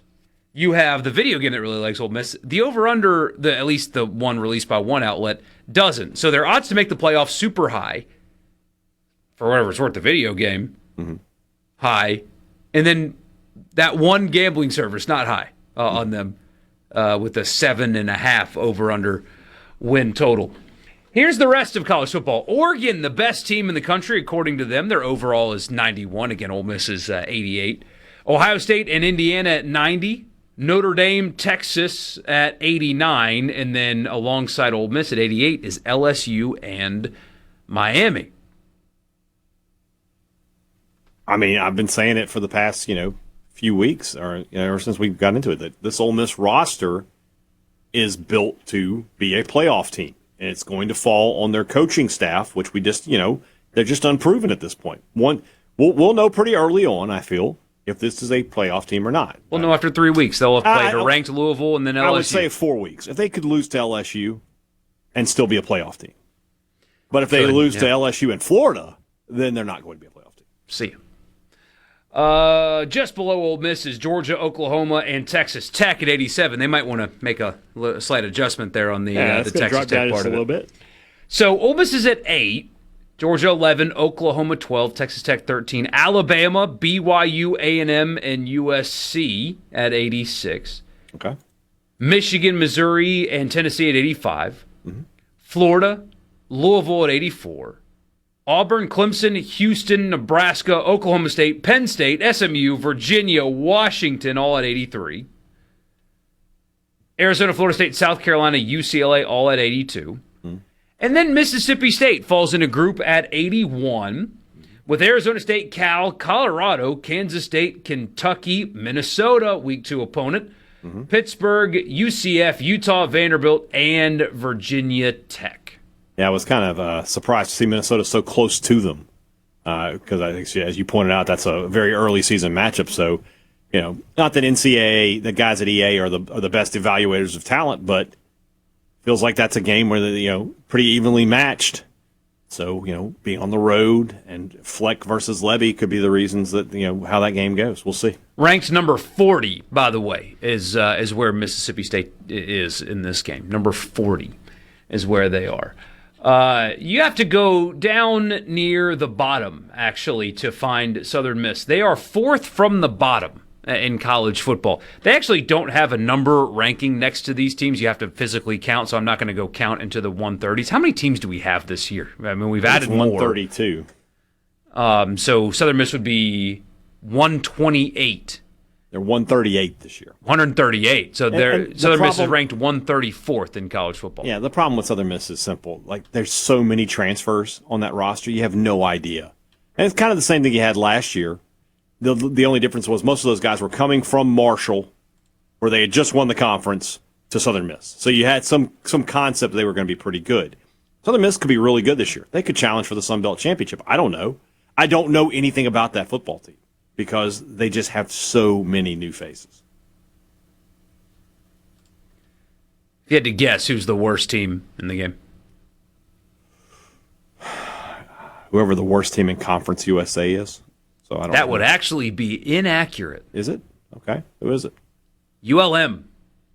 Oh, State's opening week game. ULM, the worst all right. FBS team. 1-0. Here we go. Here we come. NIU, UMass, then Southern Miss. Okay. So I read something where only a couple of teams responded to this, but like Missouri State last year made over $100,000 from rights fees and stuff from this game. Yeah. If you it's based on how many people are playing you online, basically. Pretty much. So if you're an attractive rebuild school, because people are playing Ohio State and Georgia, sure. But if you're an attractive rebuild school, do a road to glory kind of thing. Kent State, Kennesaw State, ULM will be one. That'll be a popular Somebody one. wants to take ULM to a national title. Party time in Fun Row. I think I would do Rice. I think that would be my team. Rice this year. is a good choice. Yeah. You get Texas. You get to recruit the Texas area. Yeah. So you should have some proximity to some 5-star players. Yeah, that's a good call. Rice. It's a constant. I just love seeing the college football playoffs bracket on that game, and it's like, the team that you're playing that doesn't make sense. We got Notre Dame and LSU and Alabama and Mississippi State. It's the number 9 seed this year. So 135, not 134, because fourth from the bottom. Thank you for the correction on the text line. It's actually 135 because 138 counts. Yes. You didn't correct me. Where were you on that one? I don't know math. I leave the science to Guillermo, and I leave the math to whoever wants to take it. Somebody says, nothing like a good 0-0 draw. Most exciting game ever. Absolutely exhilarating. Here's the problem with people that say that. If you didn't watch and you just saw the score. Yeah, you think that. It was actually a really exciting game. Rhino left the feed up here in the studio. The last 10 minutes were electric. Yeah.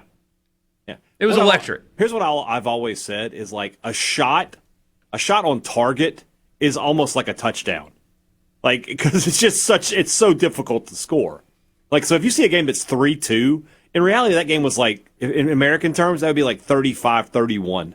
Something like that. In some ways. I mean, it really is. Well, there's a lot of edge of your seat to this, too, because of how impactful the one goal is. It's like a slower version of hockey in that way. Playoff hockey is so electric because, you don't have time to breathe. Yeah. And when one team is, as they call it in soccer, parking the bus, which essentially is like prevent defense, and you've got one attacking team that is just firing off shots left and right and left and right and left and right, it's pretty entertaining. The best fun of it is when the underdog is winning late. It's 1-0 in like the 85th, 86th minute, and the better team brings on some attackers, and they are just pinning them down, firing shots at goal, heroic defending. Goalkeeper is just like LeBron James, got the just everywhere, like Plastic Man stretching out. That's fun. That's fun. You can have a fun 1-0. You can have a fun 0-0 sometimes. Yes, there are some 0-0s that are just two terrible teams were playing and nobody was good enough, had the quality to put it in the net. But there are some like today. I mean, England's got a ton of great players, but Ghana had a good game plan. They played great defensively. A lot of the people who say that are like older people who would give their right leg to go back to football when it was 13-10. Like, you don't appreciate great defense? Come on. They're right. What now?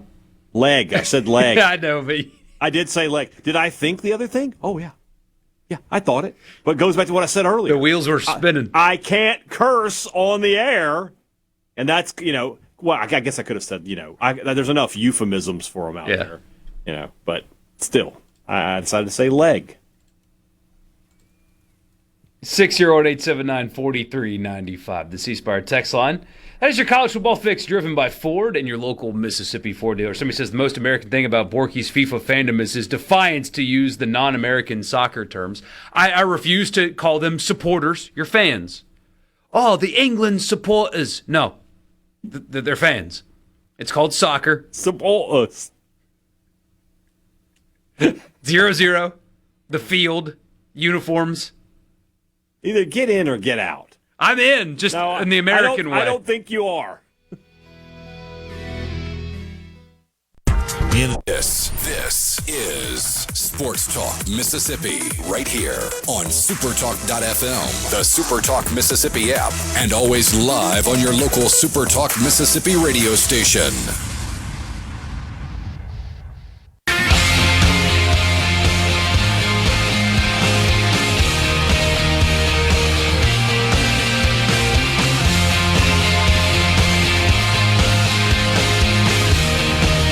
Mike in Madison says jokingly, he said jokingly, I'm not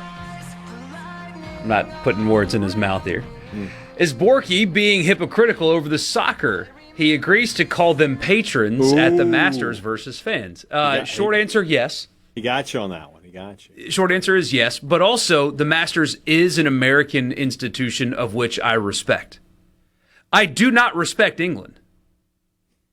They have not earned it. They're not going to get it. It's called soccer. All right.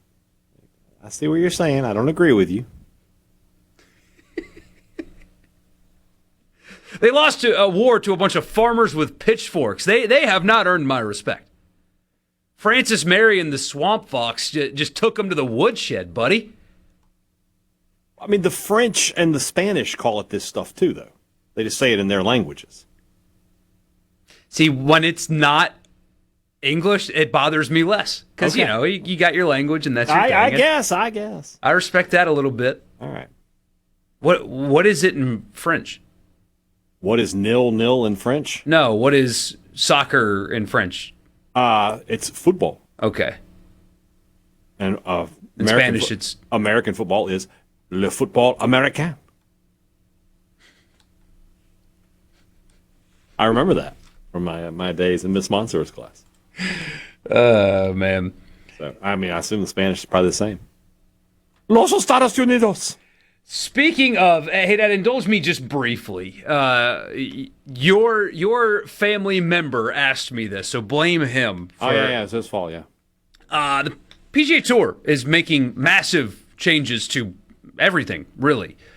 They are getting away from the signature events, which were only a product of Live and artificially inflated market. It caused them to have to go to these massive money, no-cut fields in order to keep their players. Live is obviously folding and all that stuff. But they're making huge changes. They are essentially going to have two tours. I guess the vernacular's been Track 1 and Track 2. They're going to call them the Championship Series and the Challenger Series. So the Championship Series is going to be 120 players. It is a meritocracy exclusively. No more sponsor exemptions, no more nothing. When you qualify to be in the 120, you are in the 120 for the season. Nobody can get in, and if you have to withdraw for whatever reason, nobody can take your place. Sponsor exemptions, are simply put, if the tournament sponsor wants a player to play that has not qualified for the tournament otherwise, they can invite them to come play. Not anymore. That's gone. The best 120 players that have earned the spot will get the Championship Series, and the rest will play in the Challenger Series. There will be a promotion and a relegation. So at the end of the year, I think it's the top 90 will keep their status on the top series. The bottom 30 will go down, and the top 30 from the Challenger Series will go up. Promotion, relegation. There's some other ways too mixed in there. They have a fall series, but that's the general principle of that. I like that idea. I'm glad they're getting away from the no-cut signature events. Those stink out loud. I like that they're opening the tour back up to if you shoot the right score, you get into the right tournament, and you get the right status. It does not matter what your name is thing. Getting back to the meritocracy of the sport. The playoff is the most interesting part of this to me. They're going to go back to match play, which I've never understood why they got away from match play anyway. And they're going to play it at courses that can't or don't have the infrastructure or desire to do a real like PGA Tour event with the big hospitality tents and all that stuff, like Bandon Dunes in Oregon. You'd have the match play playoff there, and there'd be no grandstands. There'd be none of that. I mean, you'd have a crowd, but it would just be like golf in its purest form. Mono with no ropes, no nothing, a gallery following the two of them and some TV cameras, and that would be it. At a place like Bandon Dunes that can't host a regular tour event would be sick. So there's a lot more to it than that. But I do like how they're getting back to the roots of it. Now, some events are going to suffer. like the Zurich Classic in New Orleans, that's going to suffer. I would almost bet my car that that's going to be a challenge tour event, but it already kind of is that anyway. So you're going to lose some of that. They're going to try to bring in new markets, D.C., Seattle, Chicago, those kind of places. But I like this. I don't. There's been some people that have complained about it, and I don't quite understand the no-cut fields, the signature events. It hasn't worked. It's boring. There's no juice. The cut lines haven't really mattered because what do you get if you don't make the cut? That kind of stuff. You're a big European soccer fan. The teams at the bottom of the table have something to play for, and it's super interesting. You're bringing that back into a sport that needs a little bit of a injection and in true drama and storylines away from the majors. So I'm in. I think that relegation, I'm with Potch on this one. Like it's a motivator, man. Do you want to be down in that second tier, making less money, getting less opportunities? I don't see how anybody could be against it. This is America. We're talking about America, right?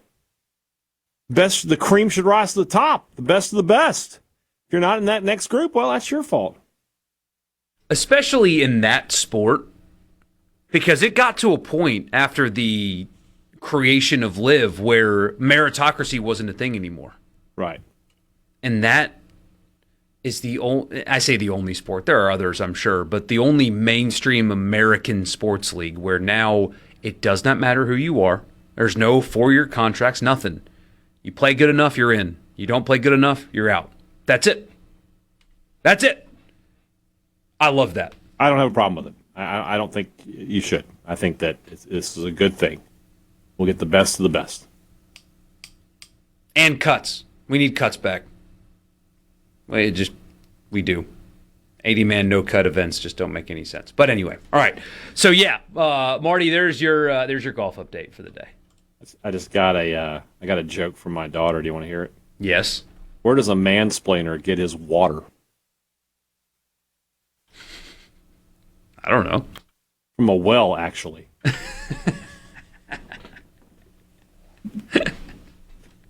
That's so good. That's a good one. That's a good one.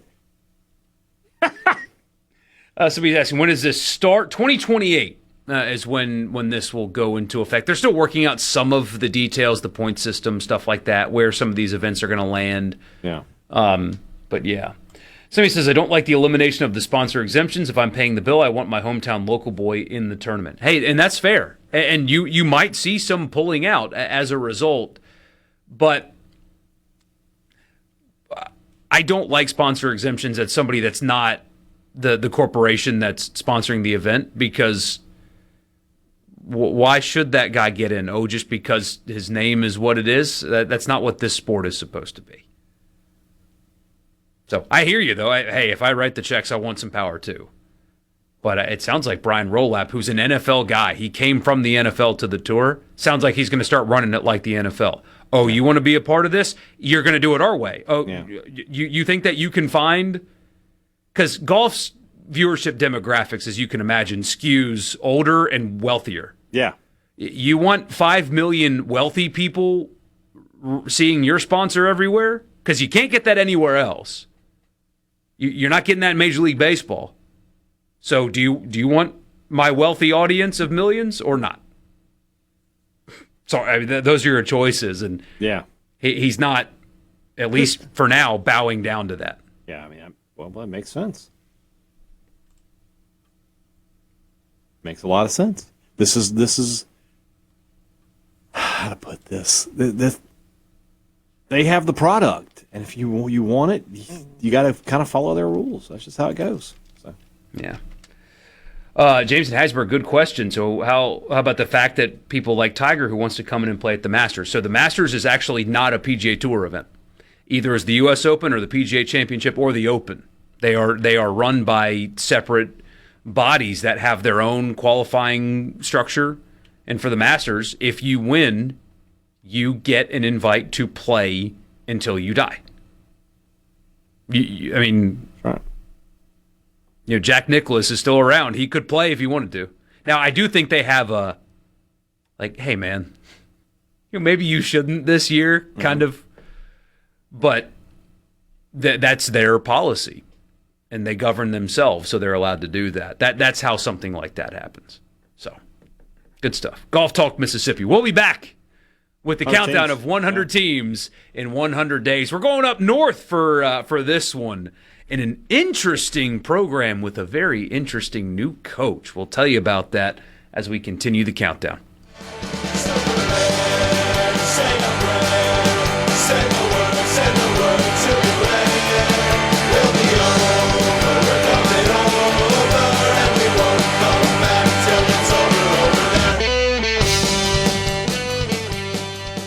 From the Zebra. You can be a part of Sports Talk Mississippi. 888-808-8637 on Super Talk Mississippi.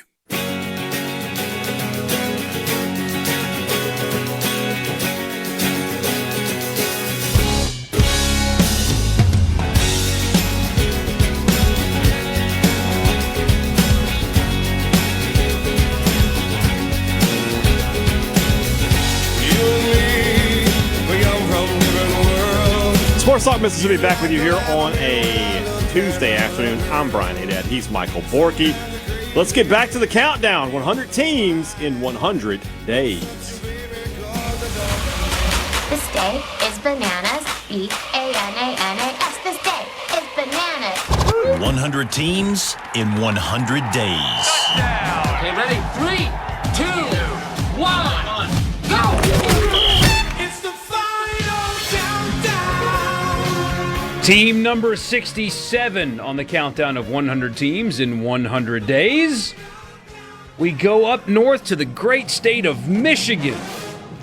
The Spartans of Michigan State.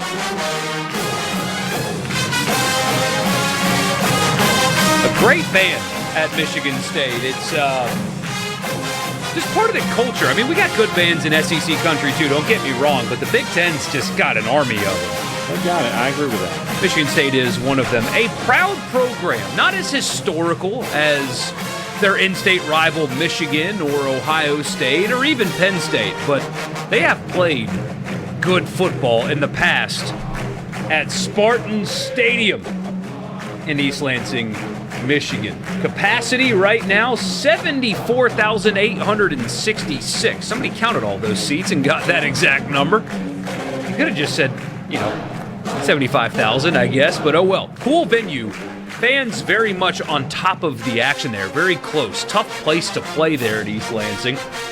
Last year did not go well for Jonathan Smith, the now former head coach at Michigan State. He went there by way of Oregon State when everything was falling apart there. He jumped on the first plane out of Oregon State, got to Michigan State, and just never really got off the ground there. Last year, they started with 3 wins, but they were not inspiring. It was a 23-6 win over Western Michigan, a double overtime win over a bad Boston College team, and then they beat Youngstown State 41-24, and then the losing started, and they did a lot of it.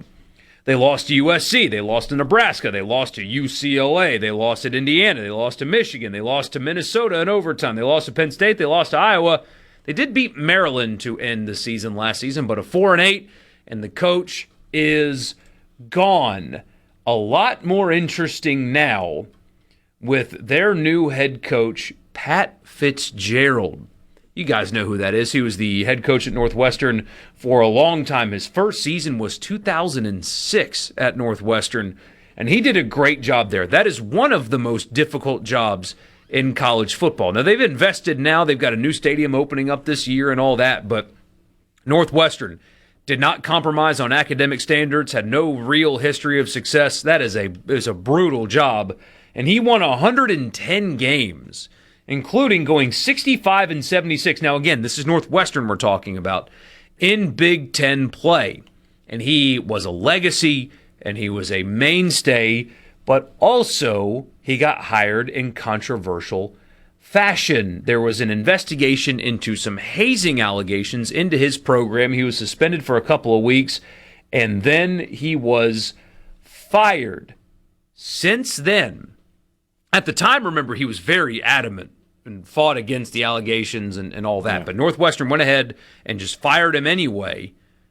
He has been cleared of all of it. Mm-hmm. Not only just like in the court system, Northwestern has publicly, in a statement after they settled with him and cleared him of all wrongdoing. So they fired a legacy. They fired a stable head coach and ultimately apologized for it after the fact. Their loss is now Michigan State's gain. He takes over a program that's kind of been floundering around a little bit as of late. But what about this era? What about this everything with him at Michigan State? We'll see. They open with Toledo and Eastern Michigan before going to Notre Dame. They host Nebraska and go to Wisconsin before hosting Illinois and Northwestern in back-to-back weeks. They go to UCLA, have an off week, go to Michigan, host Washington and Oregon before going to Rutgers. That is a brutal schedule if you think about it. Yeah. They are at Notre Dame, they're at Camp Randall, they're at Michigan, and they draw Washington and Oregon. It's not an easy year one, but people up there rave about the culture that he's already brought to the program. It's going to be kind of a boring style of football. It's all about toughness and defense and physicality and run the ball and those kind of things. But I think he's got a chance to do some pretty decent things there at Michigan State. I think this is a low ceiling, high floor type hire for the Spartans. I agree with you. I think that, Michigan State's a program I enjoy when they're good. I don't know what it is. Maybe it's because of the MSU thing, but I enjoy when Michigan State has had good teams. I've always enjoyed watching. They've always played when D'Antonio was there, they played a brand of football that I enjoyed. They ran the football and played defense.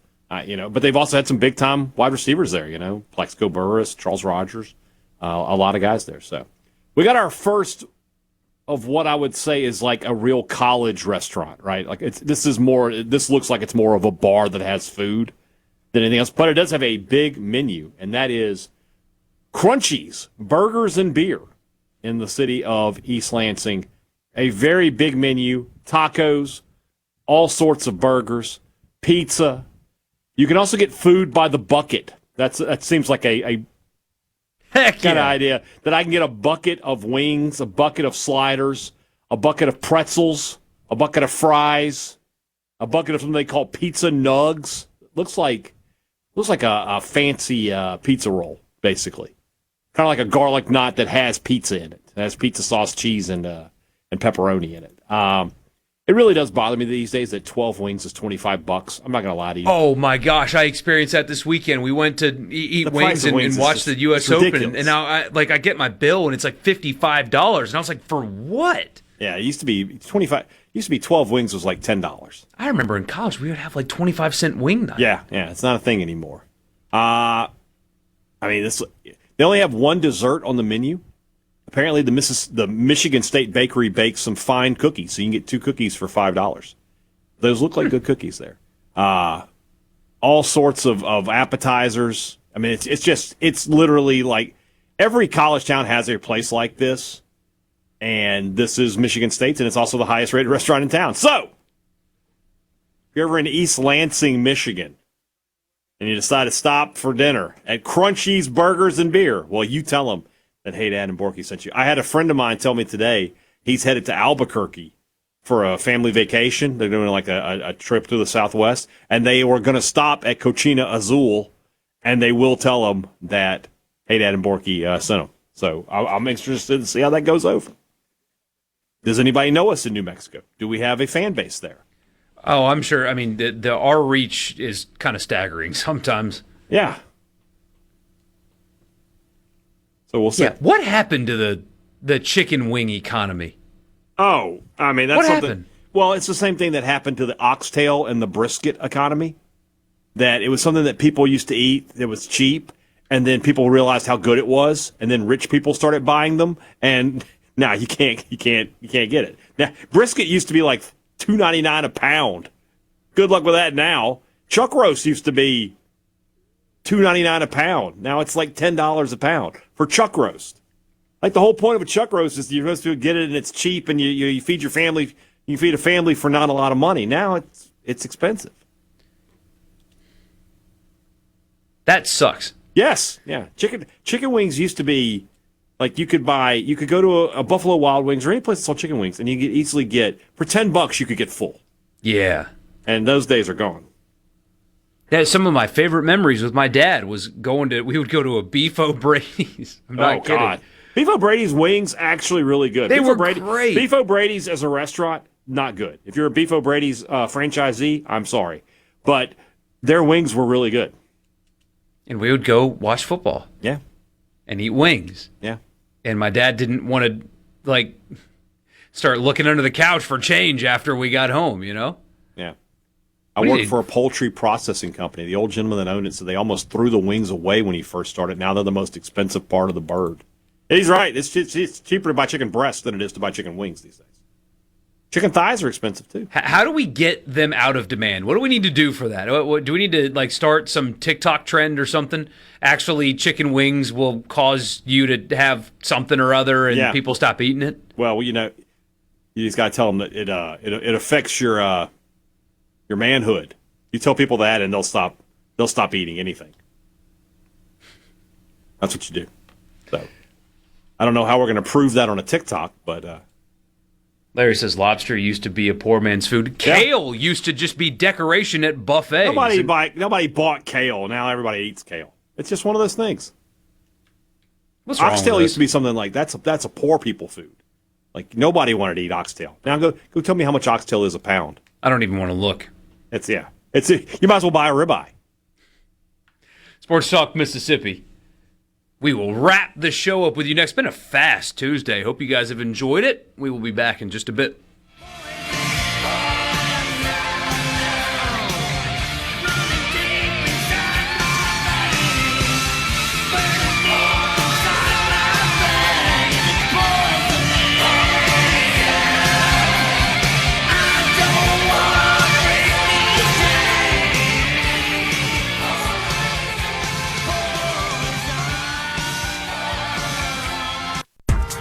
Sports Talk Mississippi on Super Talk Mississippi.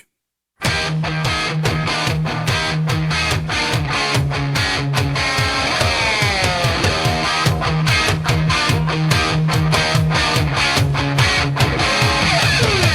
have a really bad feeling about what? At some remote we're going to have soon that I'm going to be inundated with zero bars. Like people are gonna happen. Really upset. It is going to happen. But there are people who are also on my side of this that the zero bar is a terrible thing. Did you go eat one? Not yet, but I will. No, I need to do that. We need to get because I feel like you'll give the deciding vote. Did you see that text we got earlier that said if you leave a zero bar in your car, it'll almost give you like the new car smell?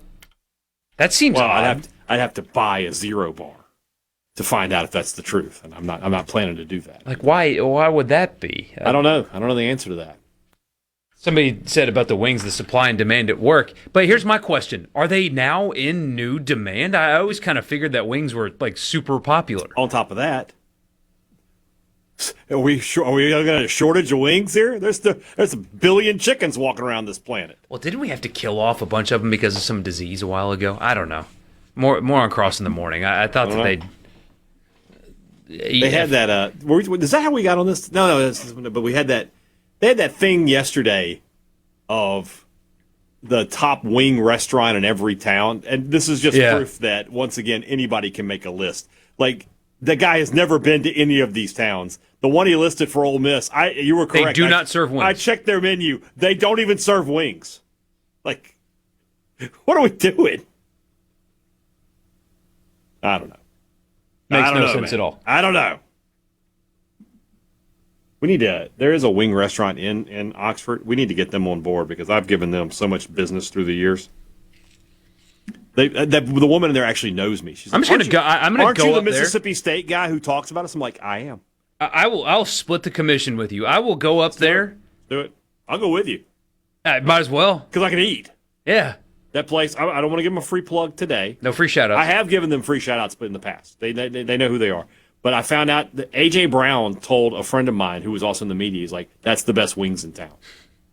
And so Nice. he went there, and he was like, "You're right, AJ. They are the best wings in town." And they told me, and I was like, "You're right, Tom. AJ is right. These are the best wings in town." Yeah, we're on this. Yeah, we can make it We'll happen. pick a day next week, and I'll be like, "Hey, we're hitting the road." You don't have to. You don't have to. What's the word I'm looking for? Twist my arm. There's a studio up there. We Yeah. do the show right there. Yeah, Make a sales pitch. Get some wings for free. there it is. Money for nothing and the wings for free. Isn't that what they say? The wings for free. They say a lot of things in that song that we can't say here on the air. They do. Yeah. They certainly do. No. Your guess Your on guess the... is incorrect. It's incorrect. If you don't know, if you're an Ole Miss fan and you don't know about this place, you're missing out. You're just missing out. This place is great. I go out of my way to eat there. They move. They're not really centrally located or anything. I don't care. I will drive to go get there. I'm seeing another angle of this no call in the Ghana-England game. The referee needs to be investigated. Because can't you VAR that? Yes. On I'm what sure- planet is that not a penalty? Are they going to say he got the ball? He didn't, though. Well, I mean, I haven't seen. Never enough of touched it. it. Well, then I don't know. Then It's clear as Are day. they Did not saying touch the ball. The Ghanaian took a dive? That doesn't look like a dive to me. Well, then I don't know, man. That's horrendous. Foxborough looked cool again today. It's like when a stadium's not filled with Patriots fans, the stadium looks kind of nice. Same thing with Philly. I know Eagles fans there. Suddenly it looks visually appealing. Superdome already looks great no matter what. Some of you guys have figured out the place in Oxford that we're talking about. Some of you are giving me other options. So maybe I need to go check them out. I don't know.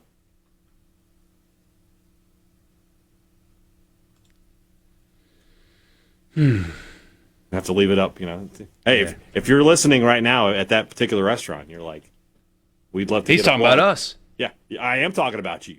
We can talk about you all the time. Hadad at supertalk.fm. CC me too. Yeah, put Borkey at supertalk.fn on that one. And, Hey, wait a minute. what do you mean you didn't get the commission? You're on the email. You're in the email. Aren't you on the email? I put it in. know. It's right next to the M. Yeah. Oh man, good stuff. Good stuff. Sports Talk Mississippi. So glad that you guys are with us. The podcast, wherever you get them, just search Sports Talk Mississippi. You can hear this show every day, commercial free, uploaded for you. And of course, you can hear Thunder and Lightning, the Rebel Report, the Eagle Hour. We've got you covered in this state. All angles. Everything. I'll be talking recruiting drama tonight. I may tune into that one. You doing it live? 9 o'clock. I may just jump on there and be like, As the recruiting world turns. We'll see you tomorrow at 3. Thank you for making our show a part of your day. We'll see you then.